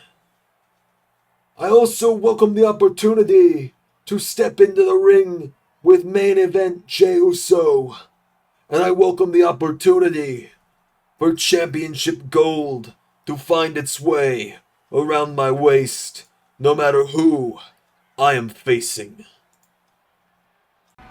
As the sun is beginning to set here in Philadelphia, our next match is a Women's World Championship match set for one fall. Let's bring out the challenger. We have known of this matchup for about 4 months now. As here comes the leader of the Judgment Day. Former two-time Women's World Champion, former United States Champion, the winner of the Forbidden War Women's Gauntlet match, and coming out here tonight looking like a goddamn superhero, it's Mommy, who is always on top. It is Rhea Ripley, and look at her, she is on another level tonight. As she walks into WrestleMania 40, she gets ready for a face-off with her greatest rival. That she does, the one woman who she has struggled against. And it is weird to think about the story between these two, because when Rhea Ripley lost the Women's World title, the then Raw Women's title back in Season 3 at WrestleMania, she struggled to get her way back towards the match, and as soon as it seemed like she was about to, she lost to this young upstart Roxanne Perez, who had only had 2, maybe 3 matches at the time in LS11 Universe, due to interference from Becky Lynch. Then a few weeks later, Bad Blood Season 3. Was it Season 3? Yes, Bad Blood Season 4, excuse me. Rhea Ripley loses again to Roxanne Perez and cannot capture the Raw Women's title. And then all of Season 5, this entire season, Rhea has had the number of Roxanne Perez, and Rhea Ripley, we could be on the verge of history. Rhea Ripley could be about to win the Women's Championship for the 3rd time in her career, as she takes on the woman who has already done that, the 3-time Women's World Champion, the woman who walked into this very show as Women's World Champion last year, only to lose it to the veteran Trish Stratus. It is Roxanne Perez heading to the ring. Roxanne Perez, I would almost argue this matchup is more important than the defense against Trish Stratus last year, and I say that because the defense against Trish Stratus last year was an early day in Roxanne Perez's career. She'd only been part of Monday Night Raw's roster for 6-7 months at that point, maybe, and now she's been here for over 2 years almost. She is at the top of her game. Roxanne Perez has beat everyone in her path. She beat Trish Stratus. She's beat everyone. She sent her former best friend away in an ambulance at the Royal Rumble. And now she has to try and escape. She has to try and survive Rhea Ripley. That she does, Xander, but I feel like she is up to the task. It is WrestleMania, and it is WrestleMania 40. The Women's World Championship is indeed on the line. And here we go. As you said, it is Mommy Rhea Ripley. Rhea Ripley, despite all of her despicable deeds, everyone here loves her, and that includes me, as Roxanne Perez holds up the Women's World title. Roxanne Perez, the thing with her championship runs is there have been 3 of them, but each of them has had its big trial, has had its big thing that has caught her up. The first time around, it was Trish Stratus and not being able to deal with a legend. The second time around, it was her former best friend, Cora Jade, who Roxanne wasn't ready to pull the killer instinct out of against. And now it's Rhea Ripley, the woman who has had her number each and every step of the way. Can Roxanne finally overcome her greatest challenge yet? Oh my god, Rhea just starts it with a boot. Now Rhea Ripley setting up with Roxanne Perez. Another big boot there. Rhea Ripley is focused tonight. Rhea Ripley is on her A game tonight. Rhea Ripley is not going to let Roxanne Perez get away from her without taking that Women's World Championship away. Leg drop across the back of the head. Into another knee strike. And you think about it, I talk about how it's been a long time since Rhea was the women's champion. That's not because she hasn't been a champion. Rhea Ripley made history already this season by winning the men's championship, by winning the United States Championship earlier in the season. And she's been using that as a big gloating point for why she is on top of the world as of late. As she takes down Roxanne Perez and Rhea Ripley stomps on the back of Perez. Ripley gets her back up. Big kick there, and Perez takes her down. And now Perez picked up by Ripley. Ripley throws her across the ring. Rhea Ripley throwing her across the ring. Perez getting back up. Rhea Ripley grabs her again, and Rhea clotheslines her. Picks her back up, does it again, picks her back up, and into a ripcord drop kick. Perez down. Rhea picks her back up. Rhea Ripley bounces her off the turnbuckle. Went for an uppercut. Roxanne with a counter. Roxanne Perez, Meteora into the corner. Pulls her away from the ropes now. Perez has got her down. Walks across her. Roxanne Perez running the ropes. Comes off the ropes. Goes for a crossbody. Rhea got out of the way. And now Rhea Ripley deadlifts her. Slams her down. Kicking her in the back. And Rhea's going to do it again. No, Perez pushes her away with a kick. Roxanne sends her back. Clotheslines her out of the ring. Down goes Rhea Ripley. Perez has got her down now. Roxanne Perez with Rhea Ripley. Here we go. Off the ropes. Perez through the ropes with a crossbody. Diving through the ropes to Rhea. And that dive to the outside is what cost her the championship last year against Trish Stratus. And she's learned from her mistakes since then. And now Rhea Ripley throws Perez back into the ring. Ripley setting up Perez, stalking her here, picking her up. And now Ripley, hits her away. And now, oh my God, Xander, the electric chair from Ripley. Folds her out there, front forward slam. Rhea Ripley on top.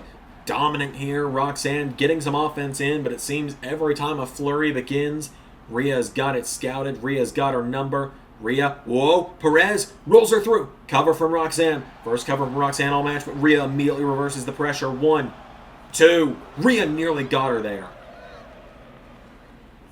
Rhea Ripley nearly left WrestleMania as champion there. Now Ripley, wait a minute, Roxanne Perez sets her down with a neck breaker and perfectly switches into that cover, but a kick out from Ripley. Rhea Ripley staying in it now as Perez getting her back to her feet, kicks her in the ribs for DDT. Rhea goes down. Perez has got her now. Perez going up to the top rope. Roxanne's gonna fly. Roxanne Perez, moonsault to Rhea Ripley. Kick out from Rhea though. Rhea with a headbutt. Rhea Ripley gets her up for another one. Now wait a minute, Rhea Ripley picks her up now. Oh my God, using the arms and just now stomping her while she's lying there. Kicking her in the chest, and Rhea Ripley just mounts her now and punching away at her. Repeatedly taking her down now is Rhea Ripley. Rhea's got Roxanne down. Rhea Ripley picks her back up. Super kick. Grabs all over now, getting her back up again now. Rhea Ripley hits her with another one. Grabs Perez now, gets her up again, and Rhea Ripley. No, Perez countered. Roxanne Perez, hold on a minute. Hits her with Pop Rocks! Into a cover on Rhea. Roxanne for the 1, 2. Kick out from Rhea. Rhea Ripley stays alive. Now Rhea Ripley in position here. Roxanne Perez trying to set her up. Sends her off the ropes. Into an uppercut instead. Faked her out. I thought she was going for the ropes too. And now Perez just punching Rhea in the face. Repeatedly trying to take her down now is Perez. And now Roxanne Perez. No, Rhea Ripley pops up. Jawbreaker. Knocking her back here. And Rhea turns her around with a right hook. Gets her up into an electric chair. Rhea Ripley driving her face first into the mat again. Down goes Perez. And now Rhea's got her by the throat. And Rhea Ripley launches her across the ring. Rhea's got her down here, and Rhea Ripley with Perez in deep trouble right now. Now Ripley picks up Perez. Goes for the head.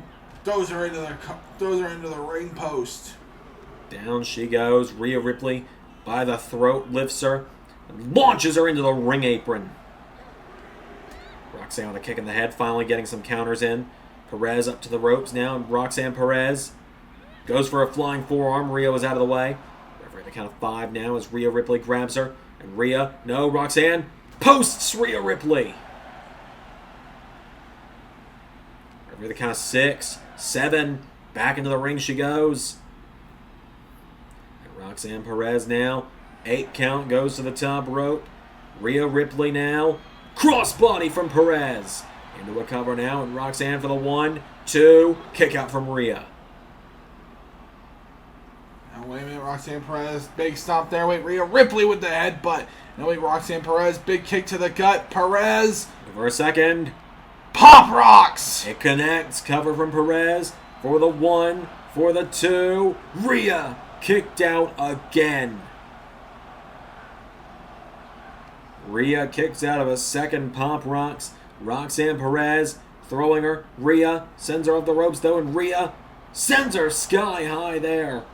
And now Rhea Ripley has got Roxanne Perez, and Rhea launches her into the corner, and Rhea Ripley, oh my god, what is she doing here? She scoops her up. She body slams her. Getting her back to her feet now, and Rhea Ripley turns her around, and Rhea is going to do it a third time. Has her up for the electric chair, slams her into the mat, rolls her over, and Rhea hooks the leg. Ripley for the 1, for the 2. Perez kicks out again. Rhea Ripley has Roxanne Perez down, and I think there's only one move left in her arsenal that she feels like she needs to finish the job, and I think Rhea is going to look to finish the job up on the top rope. Oh my god. Oh my god. If she hits this, it's over. Rhea on the top with Riptide. Covers her, stacking her up for the 1, 2, 3. No! Oh my god! Roxanne Perez kicked out of an avalanche Riptide. No one has ever been able to do that before. Rhea's got her down, and Rhea slowly crawls over her, and Rhea Ripley says, if you kick out of that, now you're gonna get it. Taking her down now, Rhea Ripley kicks down Roxanne Perez.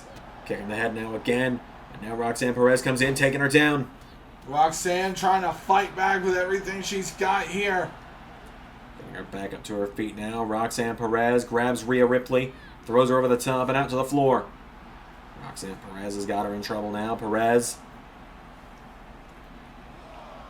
runs the ropes, and Perez flies to the outside. Taking down Rhea Ripley there. Now Rhea Ripley, wait a minute, Roxanne Perez.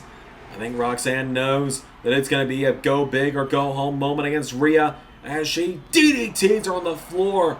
We saw her connect with a dive earlier. Now she's connected with the other move that cost her the championship in the past. A DDT on the floor as she knocks back Rhea Ripley, and Roxanne Perez, putting Mommy up against the announce table, puts her on top of it, punches her in the midsection to keep her down. 7 count. Perez. Oh my god, wait a minute, Roxanne. To the top. 8 count. Roxanne with moonsault. Down she goes. The moonsault through the announce table. Now Roxanne Perez needs to get her back in the ring now. Back in goes Rhea. Roxy follows her, and Roxanne telling Rhea to get up. Rhea staggers to her feet. Roxanne Perez to the top. What's she thinking here? Perez. Crossbody. Takes her down. Rhea's down. Perez gets her up. Kicks her in the ribs for a third. Pop rocks. For the 1, 2. 3. And Roxanne Perez overcomes her biggest challenge to date, overcomes her biggest obstacle to date.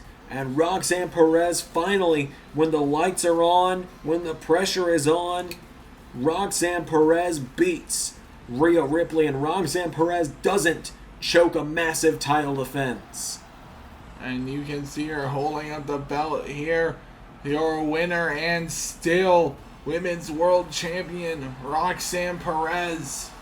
And you know Rhea Ripley, this shook her to her course. This was her thinking she was going to get back to her old power. And Roxanne Perez proving tonight she can do it. What a victory there for Roxanne Perez, your winner. And she is still the NXT, or the Women's World Champion. Can we just not? Can we just not? Do we need more interruptions at WrestleMania? Because here's a guy who lost a Money in the Bank qualifier already, so he's not at WrestleMania. And there's two guys that couldn't qualify for the Fatal 4-Way, so what the hell are Legado del Fantasma doing out here? They are not set for a match. They are not supposed to be here. But here they are. Sticking their noses where they don't belong. Nothing new there, I suppose. Given this time last year, Santos Escobar injected himself into a cruiserweight title situation that he wasn't supposed to be part of either. So Escobar makes his way down to the ring, leading the charge for Legado.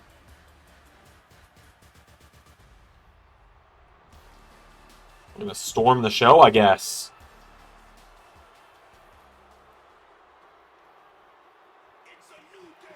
Oh, hold on a minute. Well, here's some guys that might be able to get rid of him.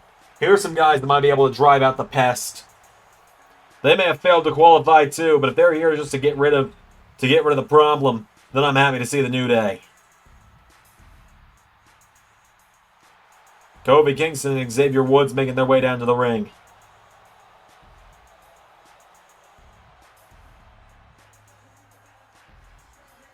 Kofi and Woods coming to the rescue of WrestleMania. Man, Santos, why don't you get the hell out of here so we can get on with WrestleMania? Why don't you make me, Kofi? Because last I checked, there's 3 of us and 2 of you. You're outnumbered. And, your normal third guy, well, he can't really hold up in the ring anymore, can he? And you talk about Big E like that again, and we are going to need a third guy. But I'll tell you what, we got a third guy that's going to run you out of here tonight. And he's someone who I think knows a little bit about the power of positivity.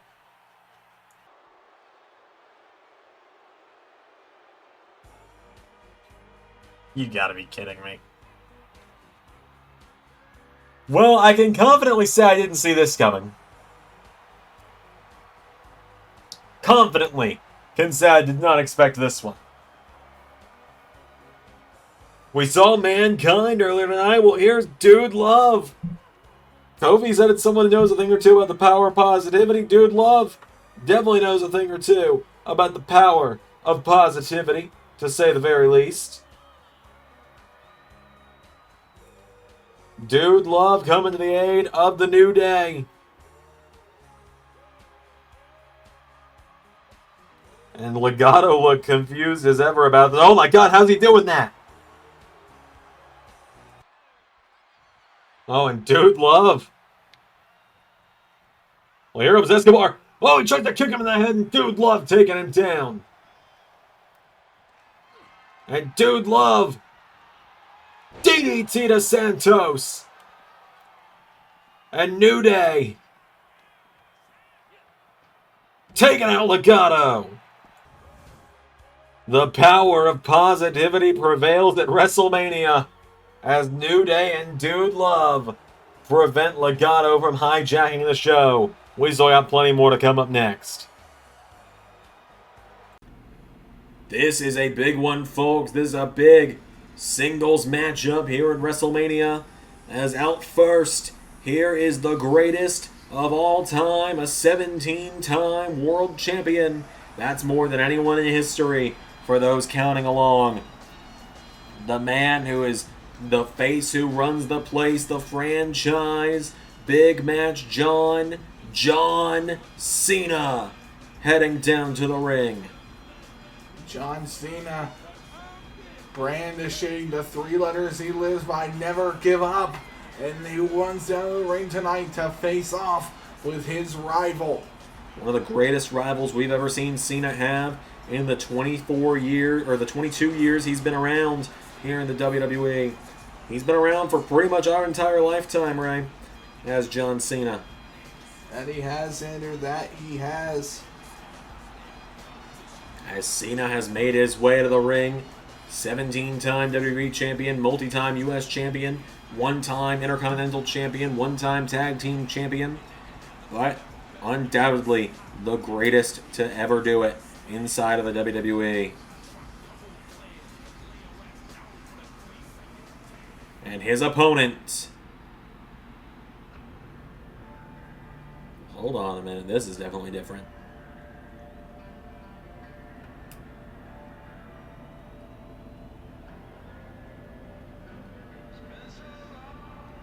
Seemingly returning to some old roots. Roots of a man that was once a lone wolf. Returning to his evil ways. The man who 2 years ago main evented WrestleMania Season 3. The man who won the Season 3 Royal Rumble. The phenomenal AJ Styles is here. Through the smoke of it all, the phenomenal one is here. AJ Styles heading down to the ring. Styles, he lost the Royal Rumble. He failed to even qualify for the Elimination Chamber. Lost the qualifying gauntlet.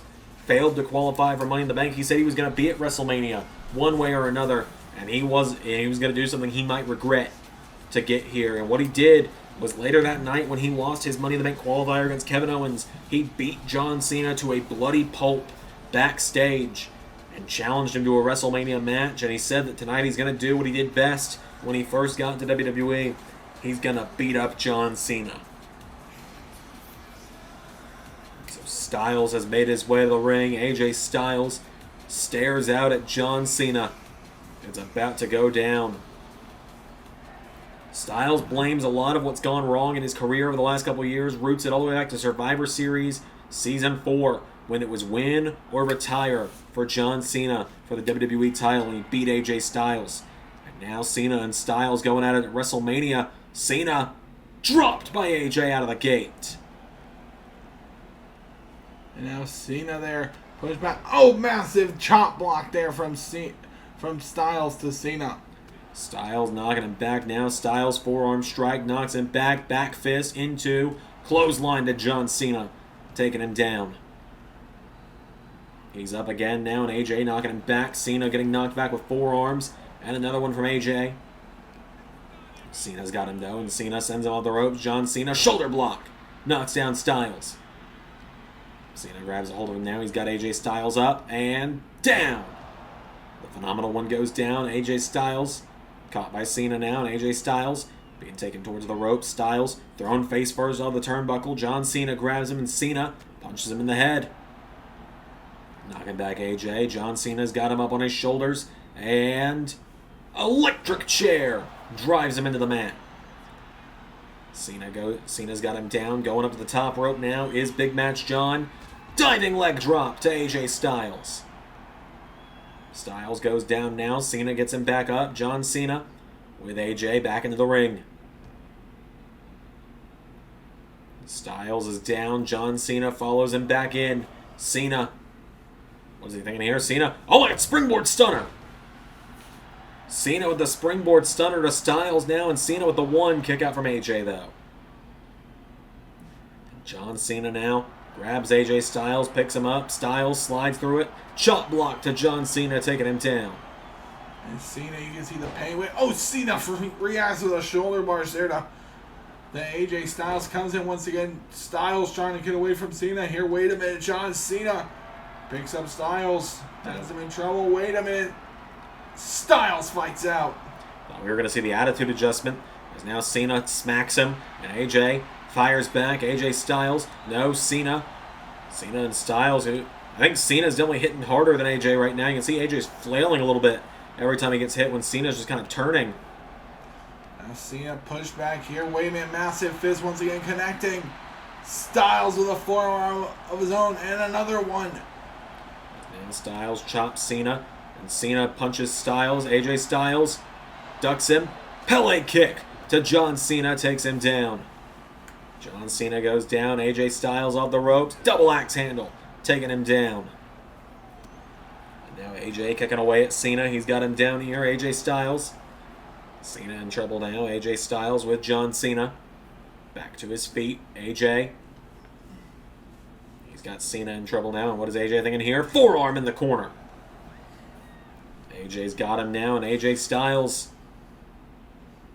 setting up Cena. Oh, massive insecurity. Kicks him in the head now. Cena, here we go. We know these all too well. There's the shoulder block. Follows it up with a second. John Cena now ducks the clothesline, pops him up, takes him down.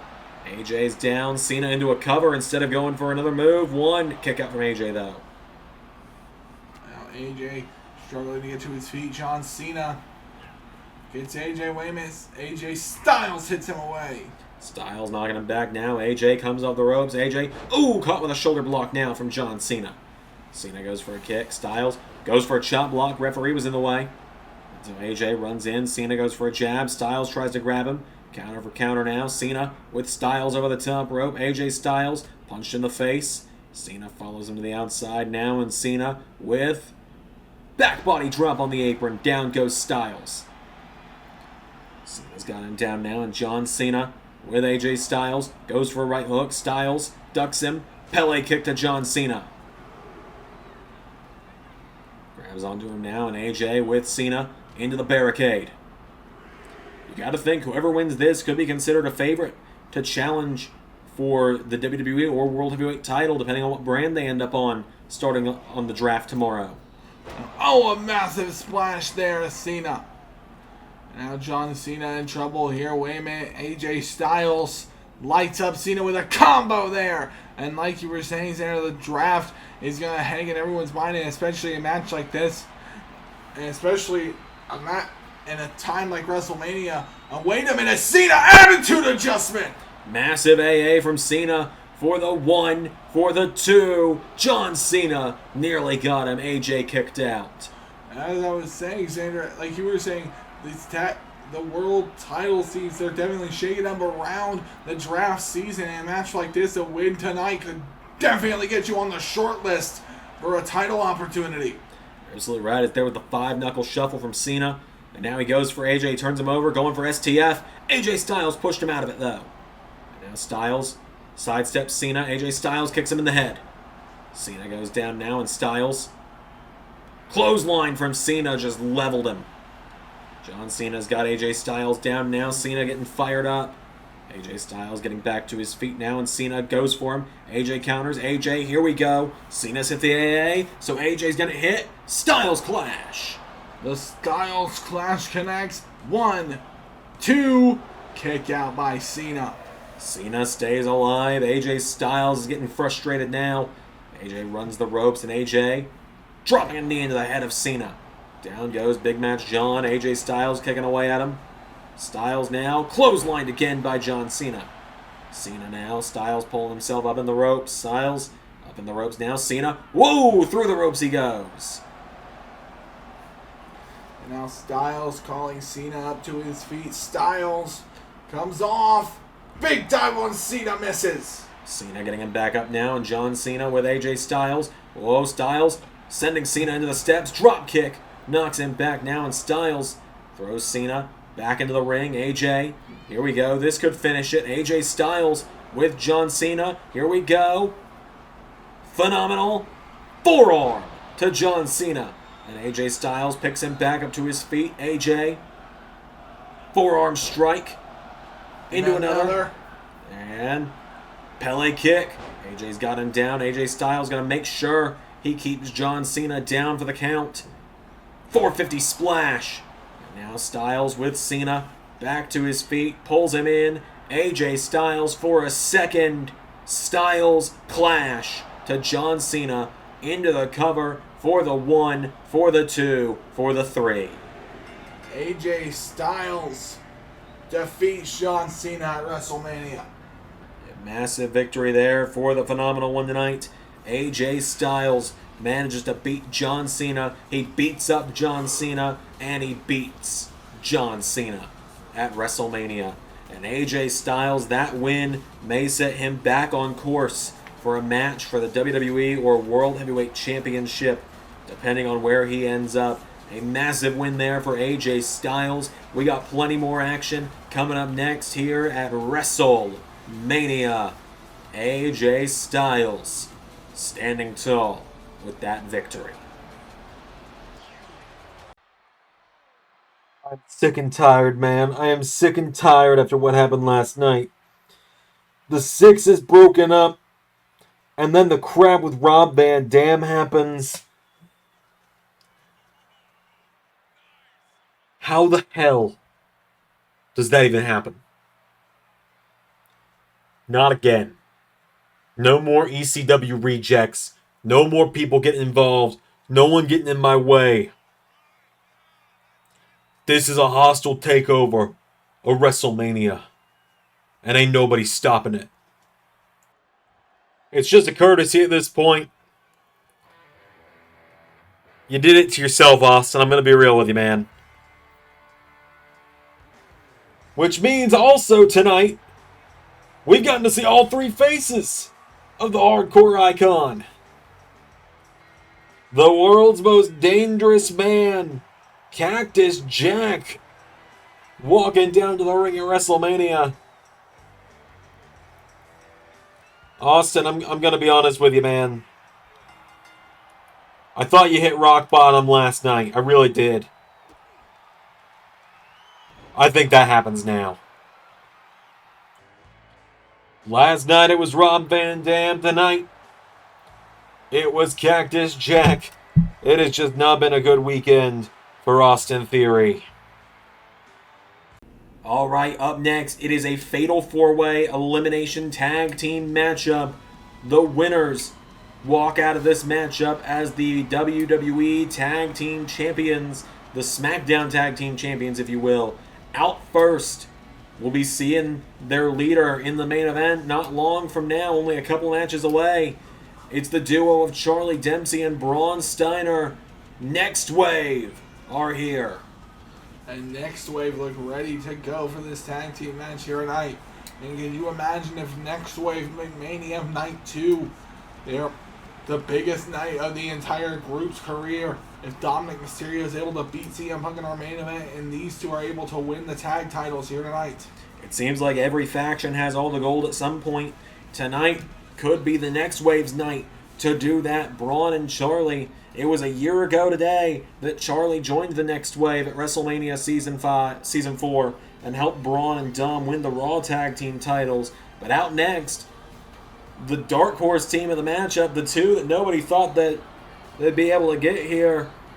It is Elton Prince and Kit Wilson. Pretty Deadly, dressed in pink tonight. You know what they say? He's just Kit. Anywhere else, he'd be a hit. Making their way down to the ring.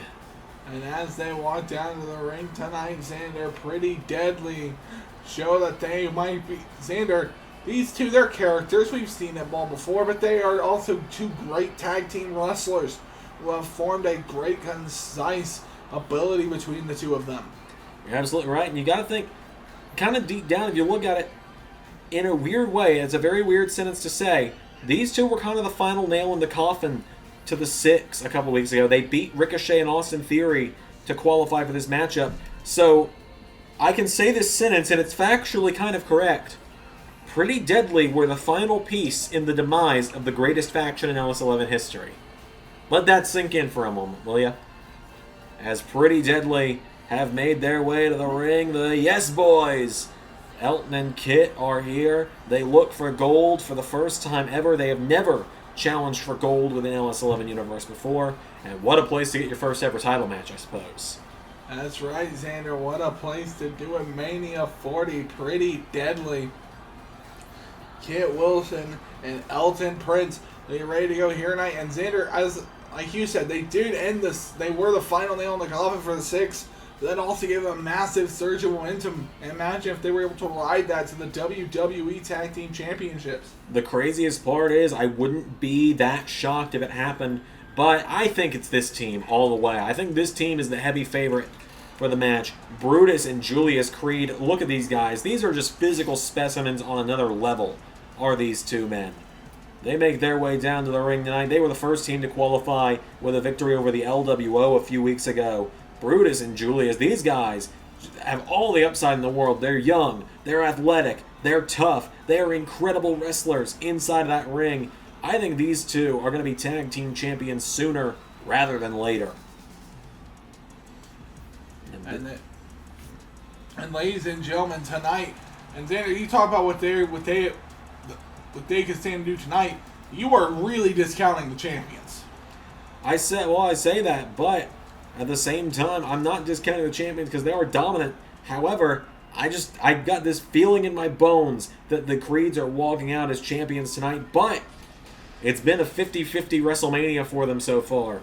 Last night, the leader of the group lost. Earlier tonight, though, the show kicked off with Nathan Frazer becoming the Intercontinental Champion. So we're going to find out as here come the WWE Tag Team Champions, Akam, Razor, the authors of Pain of the Final Testament. And Xander, as they make their entrance tonight, as you said earlier tonight, Nathan Frazer did beat Seth Rollins, and we did receive word from the back that Seth Rollins did have to leave the building and go to the hospital to get treated for some injury, so we will have you updates on that, possibly in future episodes of Universe Mode, but Seth Rollins having to leave WrestleMania early to go to the hospital. Absolutely, we'll have more updates for Seth Rollins in the coming days on the channel, but speaking about Seth Rollins, these two guys, the last time these two men were at WrestleMania, they were disciples of Seth Rollins. They were the Raw Tag Team Champions at the time, and they lost those titles to Sami Zayn and Kevin Owens on that night. Akam and Razor, the authors of Pain, heading down to the ring, ready for action here, ready to try and right what they believe was the wrong that happened at WrestleMania just 4 years ago now, when they lost to Sami and Kevin, and tonight they look to keep tag team gold around their waists. And we see Akam and Razor, and they do look ready here in Xander, and here we go. Here we go, as they kick off now. As it is a complete mosh pit in there, and Elton Prince might be the smartest guy in the match. Just gets out of there immediately. And Elton Prince now coming around, and caught by the Creed. Julius Creed with the ankle lock in, trying to tap him out. It is a mosh pit. But one thing I've always talked about with these matches, I've noticed it forever, everyone's noticed it. When that first domino falls, when the first elimination happens, everyone just starts falling quickly. It sets off a chain reaction. And we're going to find out who that first one could be. And hold on, it could be Razor. No. And ladies and gentlemen, as I was saying, as you were saying, it's a very unpredictable match. I mean, Elton Prince started off with the best strategy. He went around trying to get an advantage attack on Julius Creed, went for the kick. Julius Creed grabbed that right up, took him down immediately. And now, wait a minute, here we go. Kit Wilson. He's got Elton, and a knee to the face from Kit to Brutus. Braun with a cover, double covers from NextWave on the champions, but they both kick out. Kit Wilson's going to fly now, and Kit Wilson goes for Braun Steiner, who has a moonsault, I believe, on Razor. That might have been Akam. No, that's Akam that he hit that on. And now, wait a minute. Braun Steiner. Oh, Elton rolls him through. Cover. Charlie covering Kit. Oh, kick out there. Double kick outs. And ladies and gentlemen, this is our third 8-man match on this WrestleMania. It is. We've had the 2 Money in the Bank ladder matches, and now we've got this. We've got a full card at WrestleMania, and almost nobody missed out on WrestleMania this year. I'm priding myself on that one. Had a very full WrestleMania card. Almost every star contracted to Raw and SmackDown made it to the card this year. As there's a cover going on, but the referee couldn't see if the shoulders were down. Charlie just launched a kendo stick. And a good kick out there from Julius Creed. My God, it's almost impossible to follow a matchup like this, too. It definitely is, Andrew. You're forced to kind of just call the spots you can make out. And a chop block there from Charlie Dempsey. And now, wait a minute, I believe that's Brutus. That is Brutus with a military press into moonsault on Charlie. It's Elton taking down Akam. And now, wait a minute, Julius with a big slam on Braun. And now, Braun gets taken down. Julius with Razor taking him down. Elton with an uppercut to Charlie. We're just anxiously awaiting who's going to be that first elimination as Braun has got Brutus. And it could be Brutus Creed. He's power slammed. Elton's keeping Julius away. 2, 3. Yes, Brutus Creed is the first one eliminated. Brutus Creed is the first one out of this matchup, folks. As Charlie goes after Julius, and that puts the Creeds at a distinct disadvantage. Down goes Braun, covered by Akam. 2, no. But that's, Xander, that's why I feel this match so heavily favors the Authors of Pain, because you have to pin both of them in order to get them out of this matchup. As Elton now is watching on, and now he sees Kit coming in. Spear from Kit to Razor. Takedown from Elton to Akam. 2. Oh, nearly had him there. Pretty deadly. Nearly eliminated the Authors of Pain. That would have been unbelievable, and it could still happen as there's... Oh, went for a bear hug, did Kit, and now Elton's caught by Akam. Now, wait a minute. Chop block there from Elton Prince. And he gets him up. Now that's Razor. I keep getting them mixed up. They look so similar. I'm sorry. It's very hard to tell. As what a clothesline to Kit from Julius Creed. And Elton Prince saving his tag partner. And now Akam grabs onto Braun Steiner, lifts him up. Big boot there from Elton to Julius Creed. And Elton Prince rolls Julius over into a cover to eliminate the Creeds. For the 1, for the 2, kick out. Codebreaker from Kit Wilson. And Braun with a spear to Elton Prince. Oh, Kit got the elimination. Razor's been eliminated. And now a cover on Charlie Dempsey. 1, no. The referee couldn't count the cover. Braun pulls the straps down. Spear into the back of Elton. Oh, wait a minute, Elton's down. Braun, what's he thinking here? Braun getting some momentum behind him as Kit grabs onto Charlie. Chop block from Akam. Now Akam trying to eliminate Elton Prince. 1, 2. Kick out there from Elton Prince. Elton Prince stays alive. Braun taking down Julius Creed on the other side of the ring. And Elton gets thrown in the corner.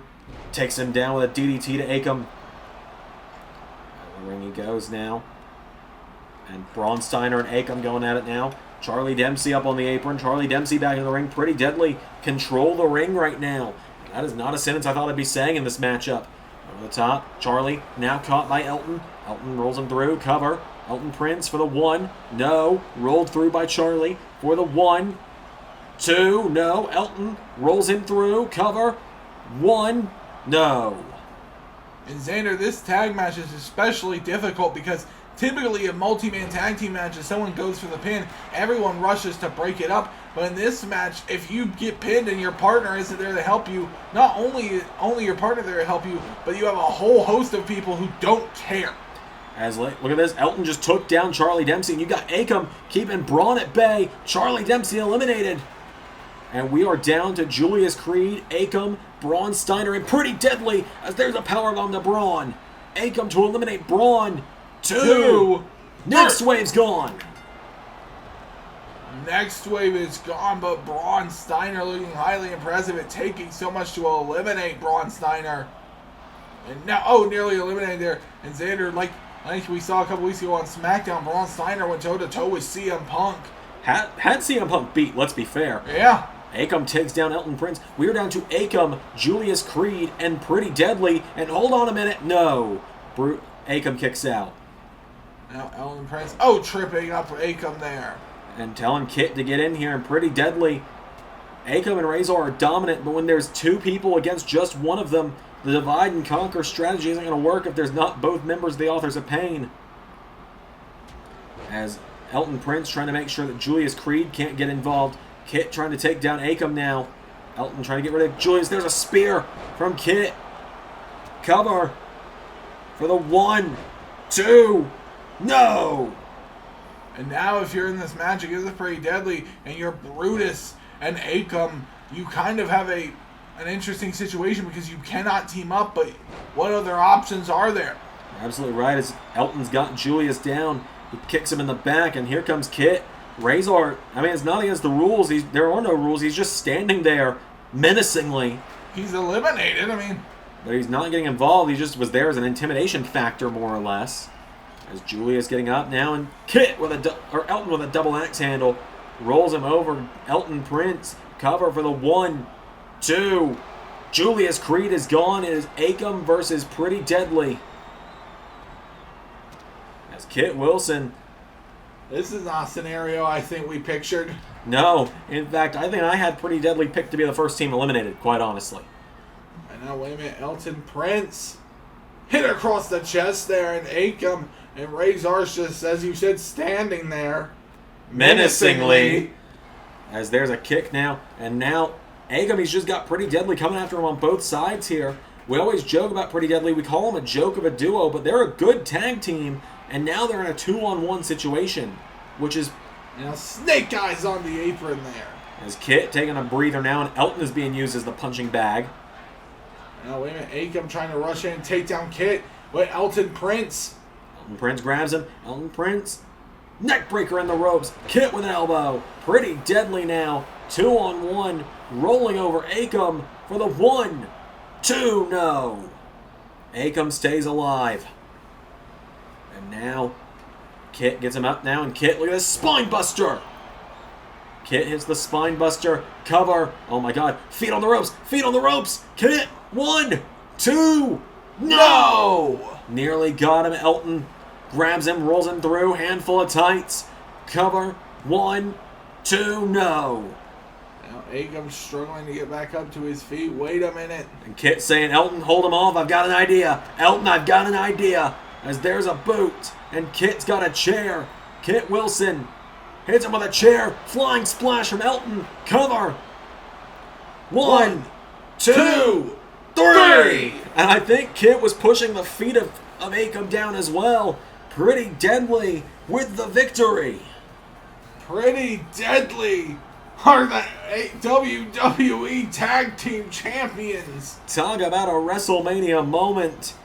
Pretty Deadly are walking out of WrestleMania Season 5. They are walking into Season 6 with those WWE Tag Team Championships. Who would have thought? What a win. And you see Razor still walking around the ring, disappointed, but nonetheless, Elton Prince and Kit Wilson, what, oh what have I unleashed upon this world? Good evening, everyone. I'm the Raw General Manager Big E, and I'm the American Nightmare Cody. And tonight, before our main event here, before our last couple of matches of the night, we have one quick announcement, and that is the official date for WrestleMania Season 6. That is right, next year, WrestleMania Season 6, coming to you from Las Vegas. We're going to find out who is going to be all in on WrestleMania next year. And the dates for WrestleMania next year are WrestleMania Night 1 will take place on Saturday, June the 28th, 2025. And Night 2 will take place on Sunday, June 29th, 2025. But now, without any further ado, we have more action coming up. It is one of our final matches of the night. That's right, and it starts right now. Alright, it is one of our final matches of the evening. The Divas Championship is on the line, and here's some music you haven't heard at a WrestleMania for a decade. It's time to light it up, because here is the greatest Divas Champion there ever was, AJ Lee, making her way down to the ring. AJ Lee is here. She is the final hurdle for Tiffany Stratton to jump. And will she be the one that finally ends the story of the Diva Killer by getting rid of that freaking butterfly belt once and for all? Well, I guess we'll see tonight, won't we, Xander? Hi, I am also here. You've been here the whole show. I know. I was like, Xander Freeman like the first, like. I'm like, don't worry, I'm still here. But now, here is the self-proclaimed Divas Champion. Here is Tiffany Stratton. She is unpinned and unsubmitted in the year and then some since her arrival to LS11 Universe. She is the quote-unquote buff Barbie, as she calls herself. Tiffany Stratton, the self-proclaimed Divas Champion. Yeah, ladies and gentlemen, Tiffany Stratton, definitely an impressive specimen, even if she does believe in the news source of her namesake, Fox. But, hey, yo. Tiffany Stratton, she has been through everyone that has had that Divas Championship before her, with the exception of AJ Lee.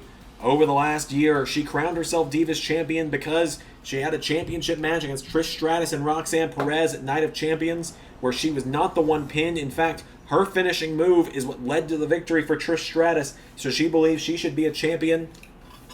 She brought the Divas Championship out of retirement almost 10 years after it was rightfully trashed at WrestleMania 32. And now tonight, with Jessica Carr as the official, AJ Lee looks to send the championship back to the garbage. And it could be a hell of a night in the Menendez-Brooks household if they both walk out of WrestleMania, and out of their first WrestleMania in a decade as champions. And they lock up Xander now. Oh, AJ Lee bringing Tiffany Stratton down immediately, and Stratton punches Lee in the gut, and a discus clothesline there to AJ Lee from Tiffany Stratton. And Tiffany Stratton lighting up AJ Lee. AJ Lee leaps up into the guillotine choke. The guillotine choke is in. Tiffany is down. Tiffany Stratton's got a lot of ground to cover against AJ Lee, but that ring rust has got to be there. It's been 9 years since AJ Lee's last singles matchup. Her last singles match was in 2015. As she gets Tiffany back up to her feet, Tiffany Stratton gets caught. AJ Lee throws her into the corner. Gunted by Tiffany Stratton now, and Stratton with a clothesline. AJ Lee also had to retire because of a significant back injury. She's only come back to do this. She said, win or lose tonight, this is it.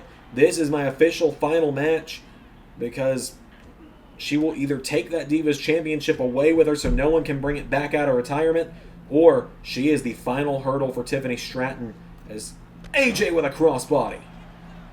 Stratton goes down now. AJ Lee waiting for Stratton to get up to her feet. Stratton in trouble here. And throw it over. Now Tiffany Stratton in trouble here. And a kick from Stratton to Lee. Now AJ Lee in trouble here once again from Stratton. Stratton throws her into the ring post. And Xander, as you said, this will be the last hurdle of Tiffany Stratton, or the triumph of AJ Lee, and Tiffany Stratton having no love lost for this women's wrestling's legend. Absolutely right, Ray.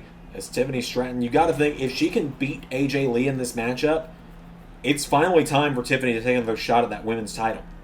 Whether she's on Raw or SmackDown at the end of this week, if you've beat every former Divas champion, if you've gone a year on an undefeated streak, I think you've earned a championship match. The deal between Tiffany and the old regime on Raw, when Titus O'Neil was the GM, a deal I upheld and a deal that Big E has upheld since Titus had to leave his post as Raw GM, is that Tiffany Stratton would not bother anyone about a shot at the women's world title as long as she was getting former Divas champions to face off with. And you look at it, hold on a minute, standing Shiranui from AJ Lee. The cover on Stratton. With the 1, 2, no. AJ Lee has got Tiffany Stratton in position. AJ Lee with a kick into Shining Wizard. AJ Lee now cover. That Shining Wizard has won her many of matches for that championship. 1, 2, kick out from Tiffany. AJ Lee has got her down now. Tiffany Stratton's down. AJ Lee blows a kiss at her and says, "We're done here." Grabs the arm and knee into the arm of Tiffany Stratton. And AJ's got her down now. AJ Lee going up to the top rope. AJ looking to fly. Lee is looking to come off the top now. AJ Lee with flying clothesline, gets punched out of the air instead. Tiffany with a drop kick. Tiffany Stratton's got her down now. Stratton with AJ Lee. Picking her back up to her feet now. Kicks her in the ribs. Tiffany firing away at her here. Kicks her again. Picks her up on her shoulders now. And Tiffany Stratton rolling senton. AJ Lee's down. Stratton with prettiest moonsault ever.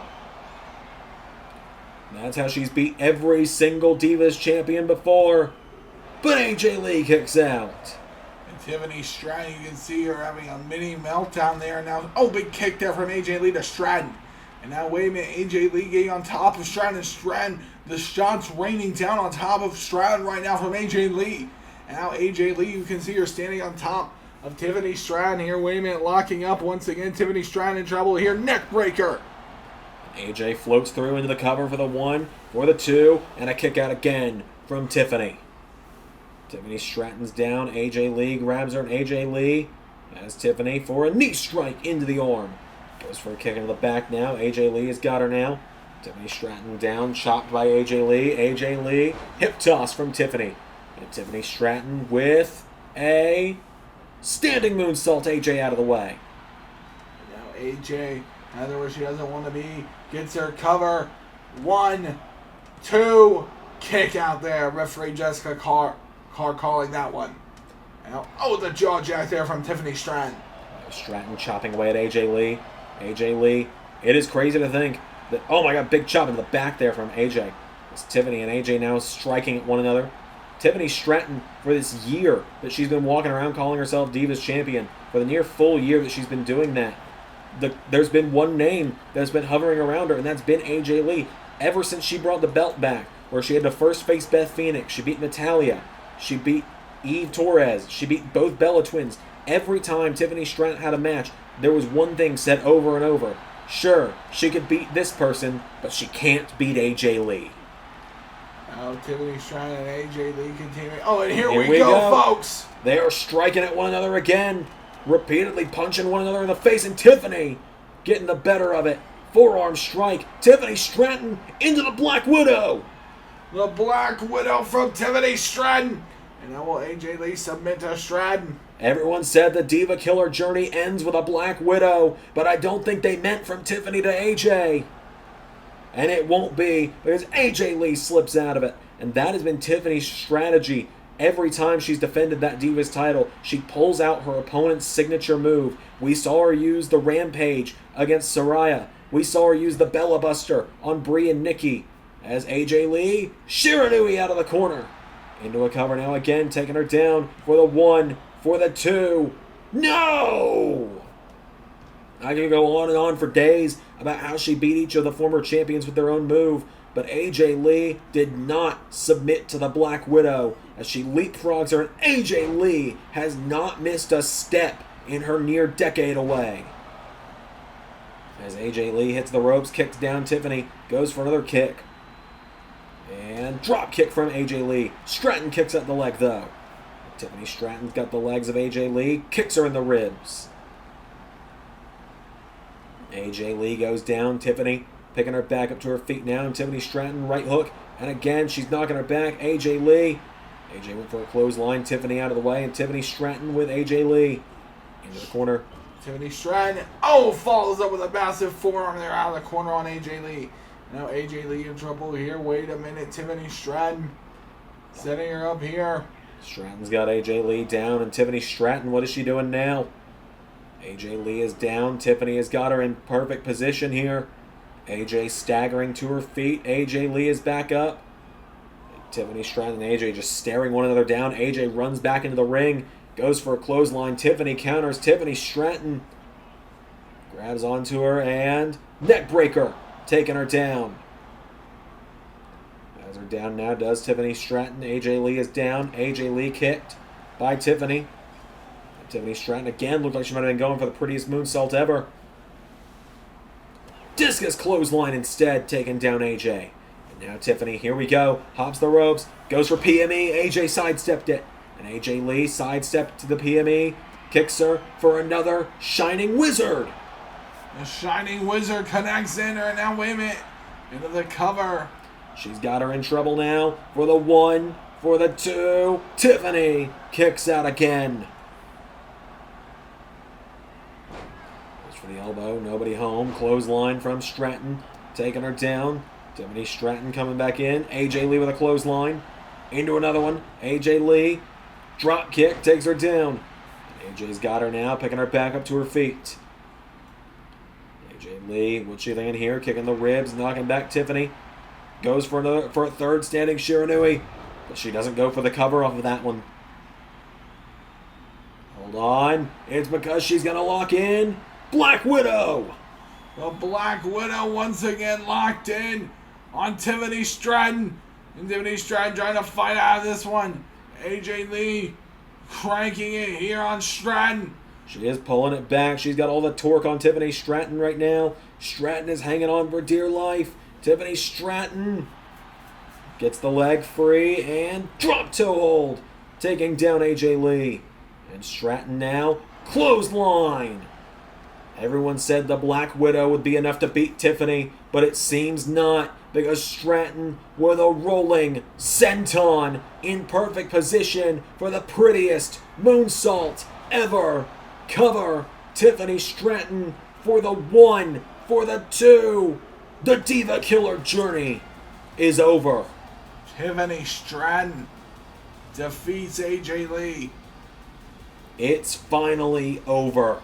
Tiffany Stratton has journeyed through every woman that held that championship before her. And she ends it with the greatest of them all. She beats AJ Lee at WrestleMania. Tiffany Stratton, where her journey in LS11 began, the first big chapter comes to a close. Tiffany Stratton wins, and Tiffany Stratton keeps that Divas Championship. Now the question is, what's next? What happens next? I suppose we'll find out tomorrow on Raw or Friday on SmackDown, depending on where Miss Stratton ends up. Tiffany Stratton, though, with the victory. This is our second to last matchup of WrestleMania Season 5, which means this is the second to last match of the season. And ladies and gentlemen, it is a personal one to be sure. Out first. Here he comes. He is the Punisher of the Judgment Day. He is the Archer of Infamy. He is a former tag team champion. And he looks to pick up the pieces and pick up a win for Judgment Day that they couldn't get earlier tonight with Rhea Ripley challenging Roxanne Perez. Damian Priest looks to set an example and get the win tonight. Damian Priest has had a hell of a career in LS11 Universe. He debuted in Season 2, got brought up to brought up to be part of Friday Night SmackDown in Season 3 during the NXT Fallout, went to Raw in Season 4 where he formed Judgment Day, nearly retired John Cena at one point along the way, and now he walks into WrestleMania as we see the Judgment Day imploding from within. And could tonight be where he gets things back on track? It could definitely be that way, Xander, but an implosion sometimes isn't even an implosion. Sometimes it is the spark. It is a spark and it is an explosion. But out of the explosion forms the Phoenix, and the Judgment Day may be reborn if Damian Priest can get this win tonight. But you know who else has been reborn by this whole thing? The Prince. No time to catch your breath tonight. Folks, if you've been here for the long haul, we thank you, as we are in our second to last match of the night. And here comes the Prince. All alone, no more Judgment Day, despite what the name bar says. I can't do anything about it. The Prince. Finn Balor. The man who 4 years ago main evented the first LS11 WrestleMania. And Finn Balor walks into this Mania match tonight. This man with how he's used the Judgment Day in the last year, it might be a difficult experience for him walking in to WrestleMania from here tonight. rebrandishing himself as the Prince. But he does it anyway to walk into battle against Damian Priest. And what happened to really set us up for a night, we have to go all the way back to the Forbidden War and night 1, where it was Finn Balor and AJ Styles challenging Kota Ibushi and Kenny Omega.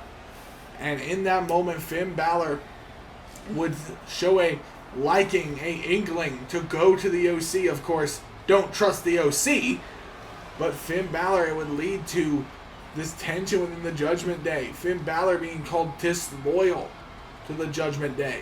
And Finn's response, I agree with Finn on this one. His response to Damian, accusing him of trying to leave the Judgment Day, getting upset that he was hanging out with the OC a lot.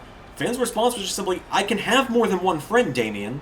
And Damian Priest didn't like that. He saw the disloyalty from Balor, and we even saw Balor go to the OC after everything happened with Judgment Day, where it was revealed Balor had promised the OC a title match for the Raw Tag Team titles if AJ teamed up with him at Forbidden War, which ultimately is what led to Imperium winning those World Tag Team titles and the implosion of Balor and Priest that we are finally seeing before our eyes here at WrestleMania. And here we go. It's going to be Priest versus the Prince, Finn Balor. Of course, Rhea Ripley and Cora Jade staying out of this one, leaving Priest to take care of himself. Judgment Day agreed, we do this alone at WrestleMania, as Balor with a sling blade to Damian Priest, taking him down, and Balor taken down by Damian now. And Damian Priest grabs onto Balor. He lifts him up. Finn Balor's up, taken down by Damian Priest.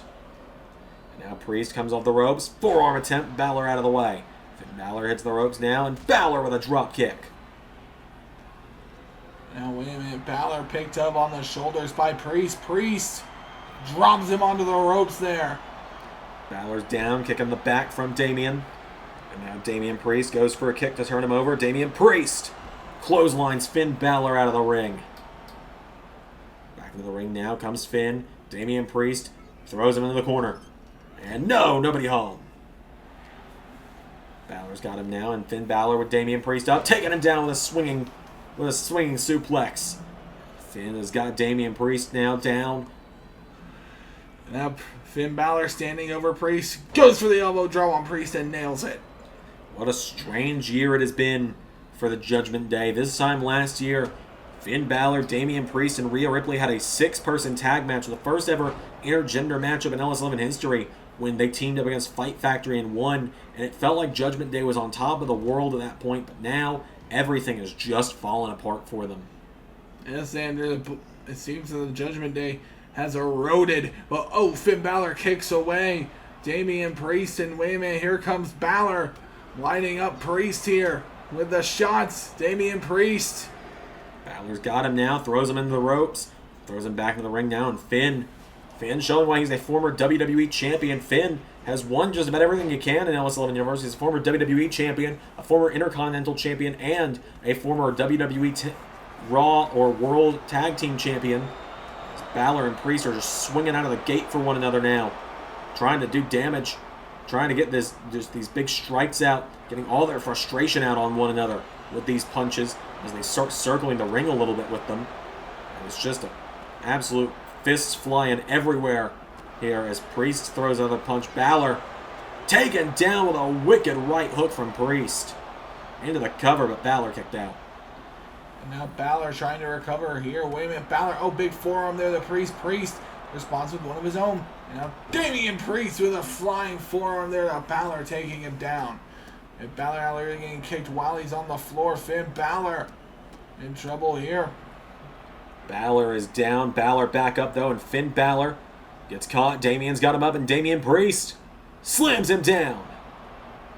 And Damian now has got Finn Balor. Calling him back up to his feet now is Damian Priest. And Priest going for Razor's Edge. Finn kicking out the legs though. Now Priest in trouble here. Wait a minute, Finn Balor. Finn Balor knocking him back now. Priest counters. Balor counters. Balor right hook to Priest, knocking him back. Finn Balor grabs Damian Priest, puts him in the ropes now, and Finn grabs Damian, tying him up in the ropes now, choking him in the ropes. Damian Priest knocked back now by Finn. Finn Balor's got him now, and Finn Grabs onto Damian, choking him in the middle rope now. Now, Priest goes down. Wait a minute. Priest comes in with a massive super kick there on Balor. The big super kick to Finn now, covered by Damian for the 1, 2, no. Balor kicks out. Now Balor getting punched in the face by Damian Priest. Damian Priest continuing to work over Finn Balor here. Wait a minute, Finn Balor picked up. Priest has the arms, but Balor, stomps on the foot of Priest. Balor stomps the foot. He throws Priest into the corner now, and Finn Balor, here we go. Shotgun, drop kick. But Damian Priest right back up with a clothesline. And Damian's got him down. Balor falls out of the ring, and the Archer is lining up his killing shot. He runs the ropes, diving out onto Finn. Balor is down. Priest turns him over with a kick now. Balor caught with a knee in the back. Now Finn Balor. Wait a minute, listen up. Sending the knee into the mat once again. Forget the count of 3 now. Priest goes back into the ring. Balor is down. 4 count. Up to the top rope now goes Damian. Damian Priest went for the splash. Balor out of the way. Balor with the sling blade. Damian is down. Finn Balor hits the ropes, and Finn with a dive to the outside. Balor takes down Priest. As both men go to the outside, and Finn Balor grabs Damian, launches him back into the ring. And Balor's got Priest now. Finn Balor telling Priest to get up. What is Finn thinking here? Finn coming off the ropes. Shotgun drop kick off the top rope. The shotgun drop kick connects to Balor. Wait a minute, big chop there. Wait. But Priest! Sets him down there. The big flatliner from Priest for the 1, 2. Balor kicks out. And now Priest telling him to get up. Could be looking for Razor's Edge. Could be looking for South of Heaven. Pulls Balor in. Priest setting the Prince up for Razor's Edge. He's up. He's down. The Razor's Edge connects on Balor. For the 1, 2. Balor! Kicking out. Balor with the kick out there on Priest. And now wait a minute. Priest kicking Balor in the back. Damian Priest with a kick in the back of Balor. Balor back to his feet. Priest went for him. Finn out of the way. Finn, sling blade.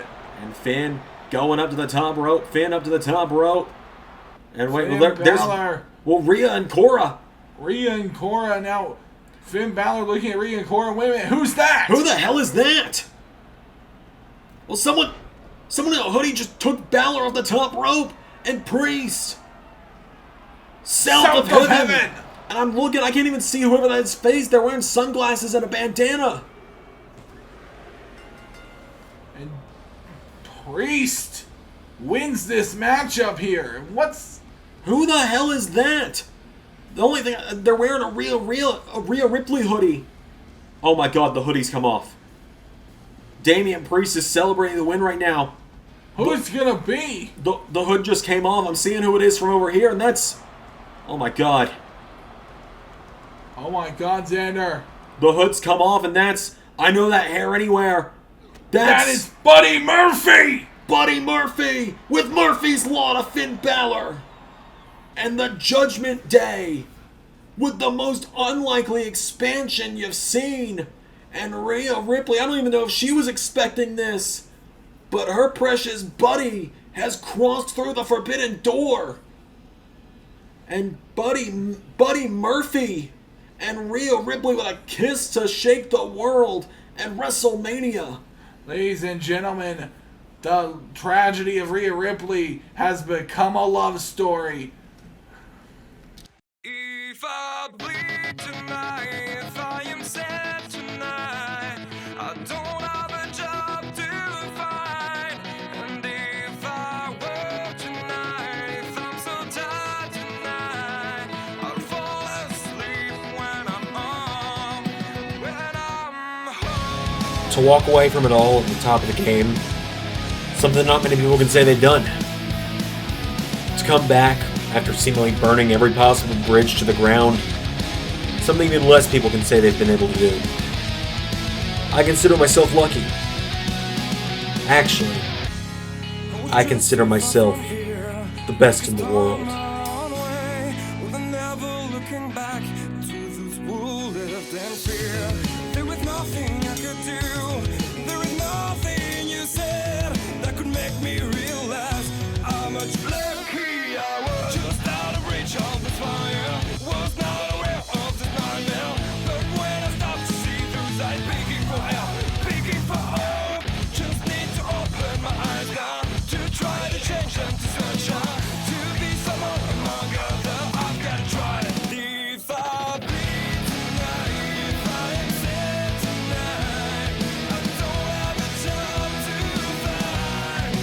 I'm about to be one of the youngest world champions to ever main event WrestleMania, ever.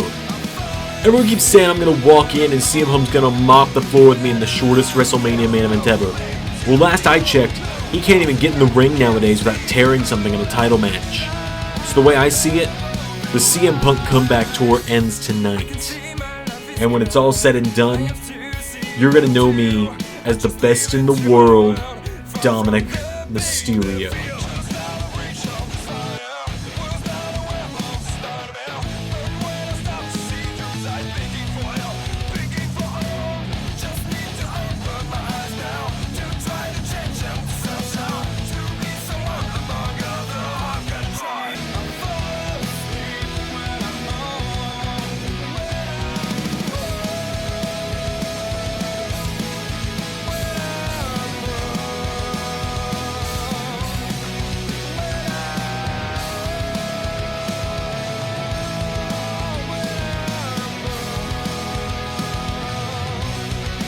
If I can't still go at a top level, maybe this needs to be my last WrestleMania. What a journey it has been, not just for the men involved in this match, but for the LS11 Universe through Season 5. This is your final match of the season. This is your WrestleMania main event.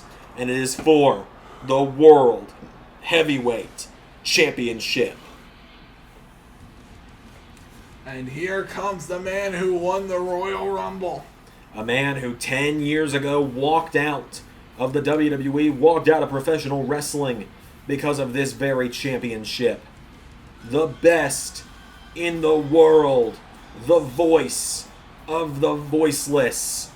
CM Punk.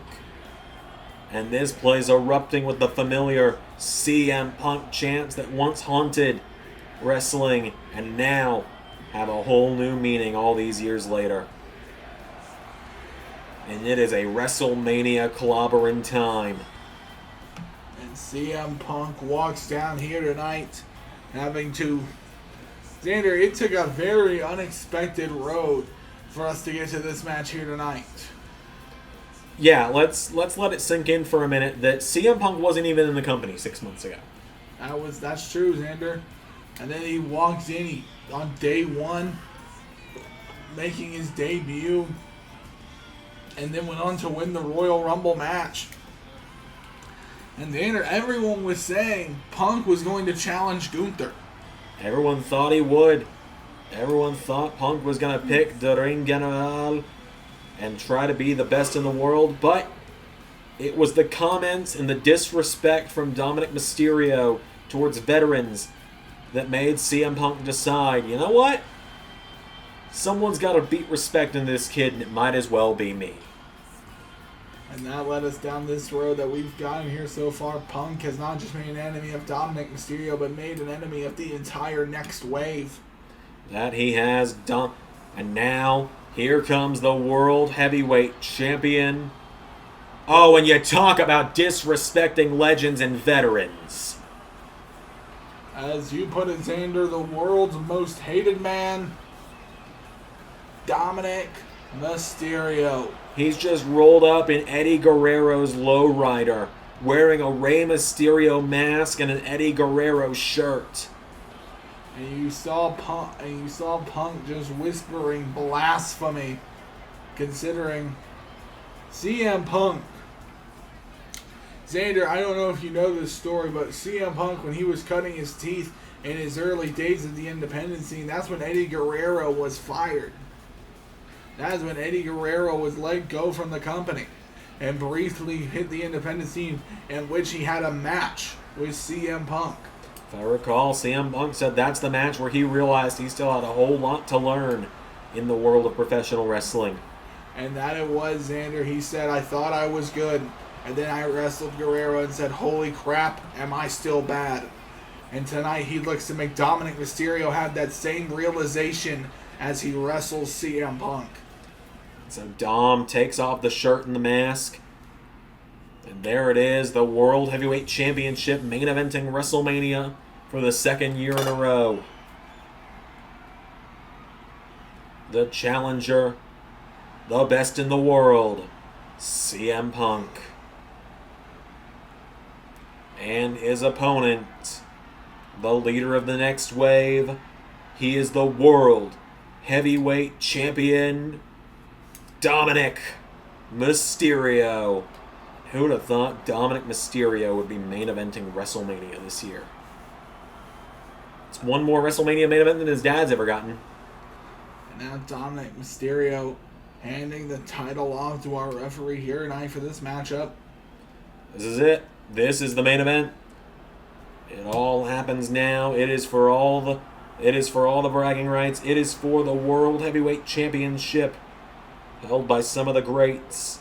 And Dominik Mysterio is somehow among them. And ladies and gentlemen, here we go.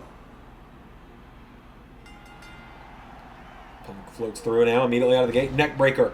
Many people said this would be the shortest WrestleMania main event of all time. Punk wasn't going to even have to break a sweat against Dominik Mysterio, and that's what Punk's trying to do right now. As he throws Dom in the corner. Oh, but Dominik out of the way.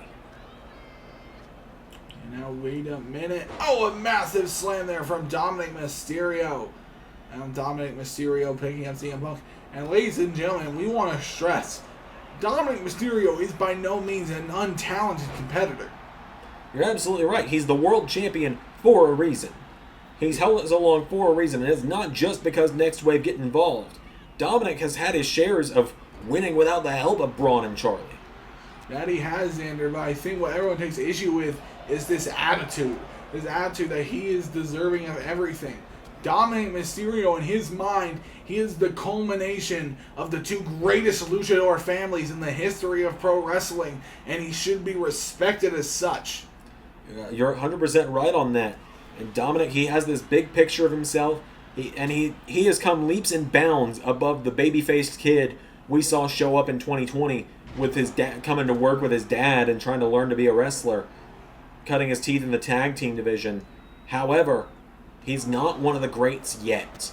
I think he has potential to be one of them. I think he has potential to be better than his father, if I'm honest. I think Dominik's got potential to be one of the, go down as someone known by millions around the world.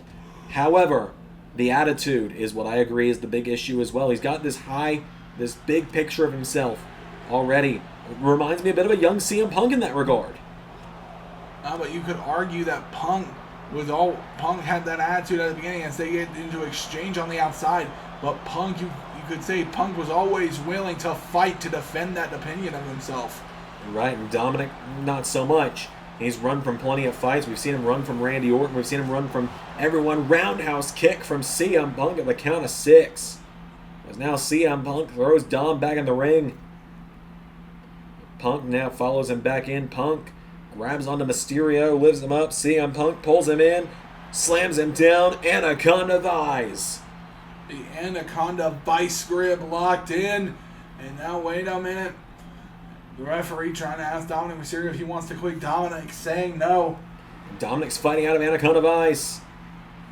CM Punk getting back up to his feet now, and Dominik slapped by Punk. Dominik now throws another punch at him. Dominik and Punk's trading blows once again. Only one of these men walks into Season 6 as a champion. Everyone always thinks WrestleMania is a guaranteed happy ending. But I remind you, Season 2, this is my moment. The infamous line from Johnny Gargano last year Drew McIntyre failing to defeat Cody Rhodes for the World Heavyweight Championship. Happy endings aren't guaranteed in the LS11 Universe, as Dominik and Punk are just exchanging strikes here. And Dominik, here we go. CM Punk trying to do what he's wanted to do for the entire season and beat the hell out of Rey Mysterio's kid, but Dom got the better of him. Dom got the better of the exchange there.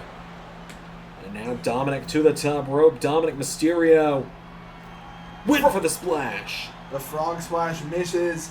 And now, wait a minute, CM Punk picks up Dominik Mysterio. GTS! Into the cover on Dom. CM Punk has him down for the 1, 2. Dominik kicks out. Dominik Mysterio kicks out, and CM Punk with a knee into the face.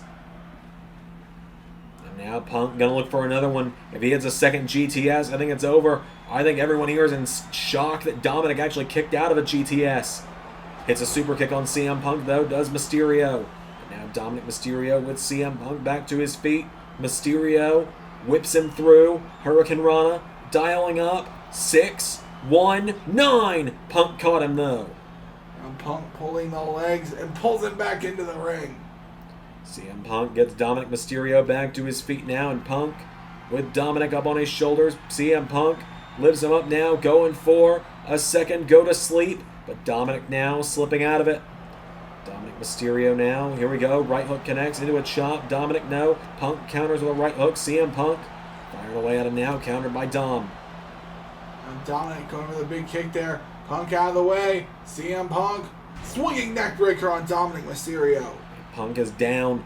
CM Punk and Dominik were both down, and CM Punk grabs a hold of him, gets Dom back to his feet. Punk throws him off the turnbuckle into a knee strike, and CM Punk clothesline, taking down Dirty Dom. Punk going up to the top rope now, and CM Punk, hang on, here we go. Shades of Macho Man Randy Savage with the elbow drop. Cover for the 1, for the 2. CM Punk nearly got him. Dominik is still in it. Now Punk getting Dom back to his feet. We've yet to see Braun or Charlie show up, but Punk apparently went to Triple H, went to management and said, I don't care if either of those little shits get involved. Do not disqualify Dominik tonight. Punk does not want the WrestleMania main event to end in a disqualification. He does not there. Another super kick to the gut of CM Punk. Dominik now sweeping off the announce table. Well, we got these 2 tables left. It's a good thing it's the main event, because if these get broken, they ain't got to replace them.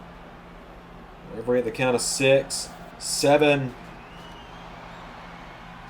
Wait a minute. Punk throws Dom back into the ring, though.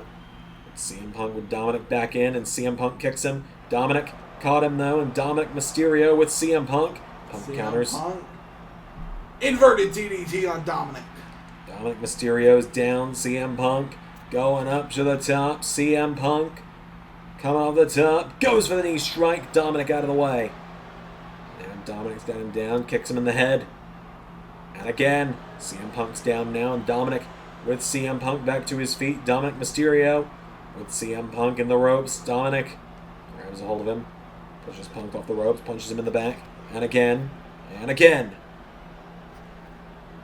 Goes for a drop kick again. Punk out of the way. Punk grabs Dominik Mysterio, throws him over the top rope, and CM Punk drop kick, sending Dominik out to the floor. And Punk with a flying crossbody to the outside. CM Punk nailing the flying crossbody. And now, wait a minute, you know Dominik Mysterio thrown to the announce table, and you know NextWave are desperate for Dominik not to lose this match, because earlier at night they were unsuccessful at gaining those tag team titles. Now, wait a minute, what's Punk doing here? CM Punk to the top rope. Punk. They're going to come off the top. No! Dominik out of the way! Dominik Mysterio out of the way of that moonsault. Now, wait a minute, Dominik throws Punk back into the ring. And Punk might have banged up his ribs, may have broken some ribs with that one. Dominik drop kick to the best in the world. And Dominik Mysterio picking him back up to his feet. Dominik pulls CM Punk in, whips him across the ring. dialing up. 619. And Dom to the top rope for a frog splash.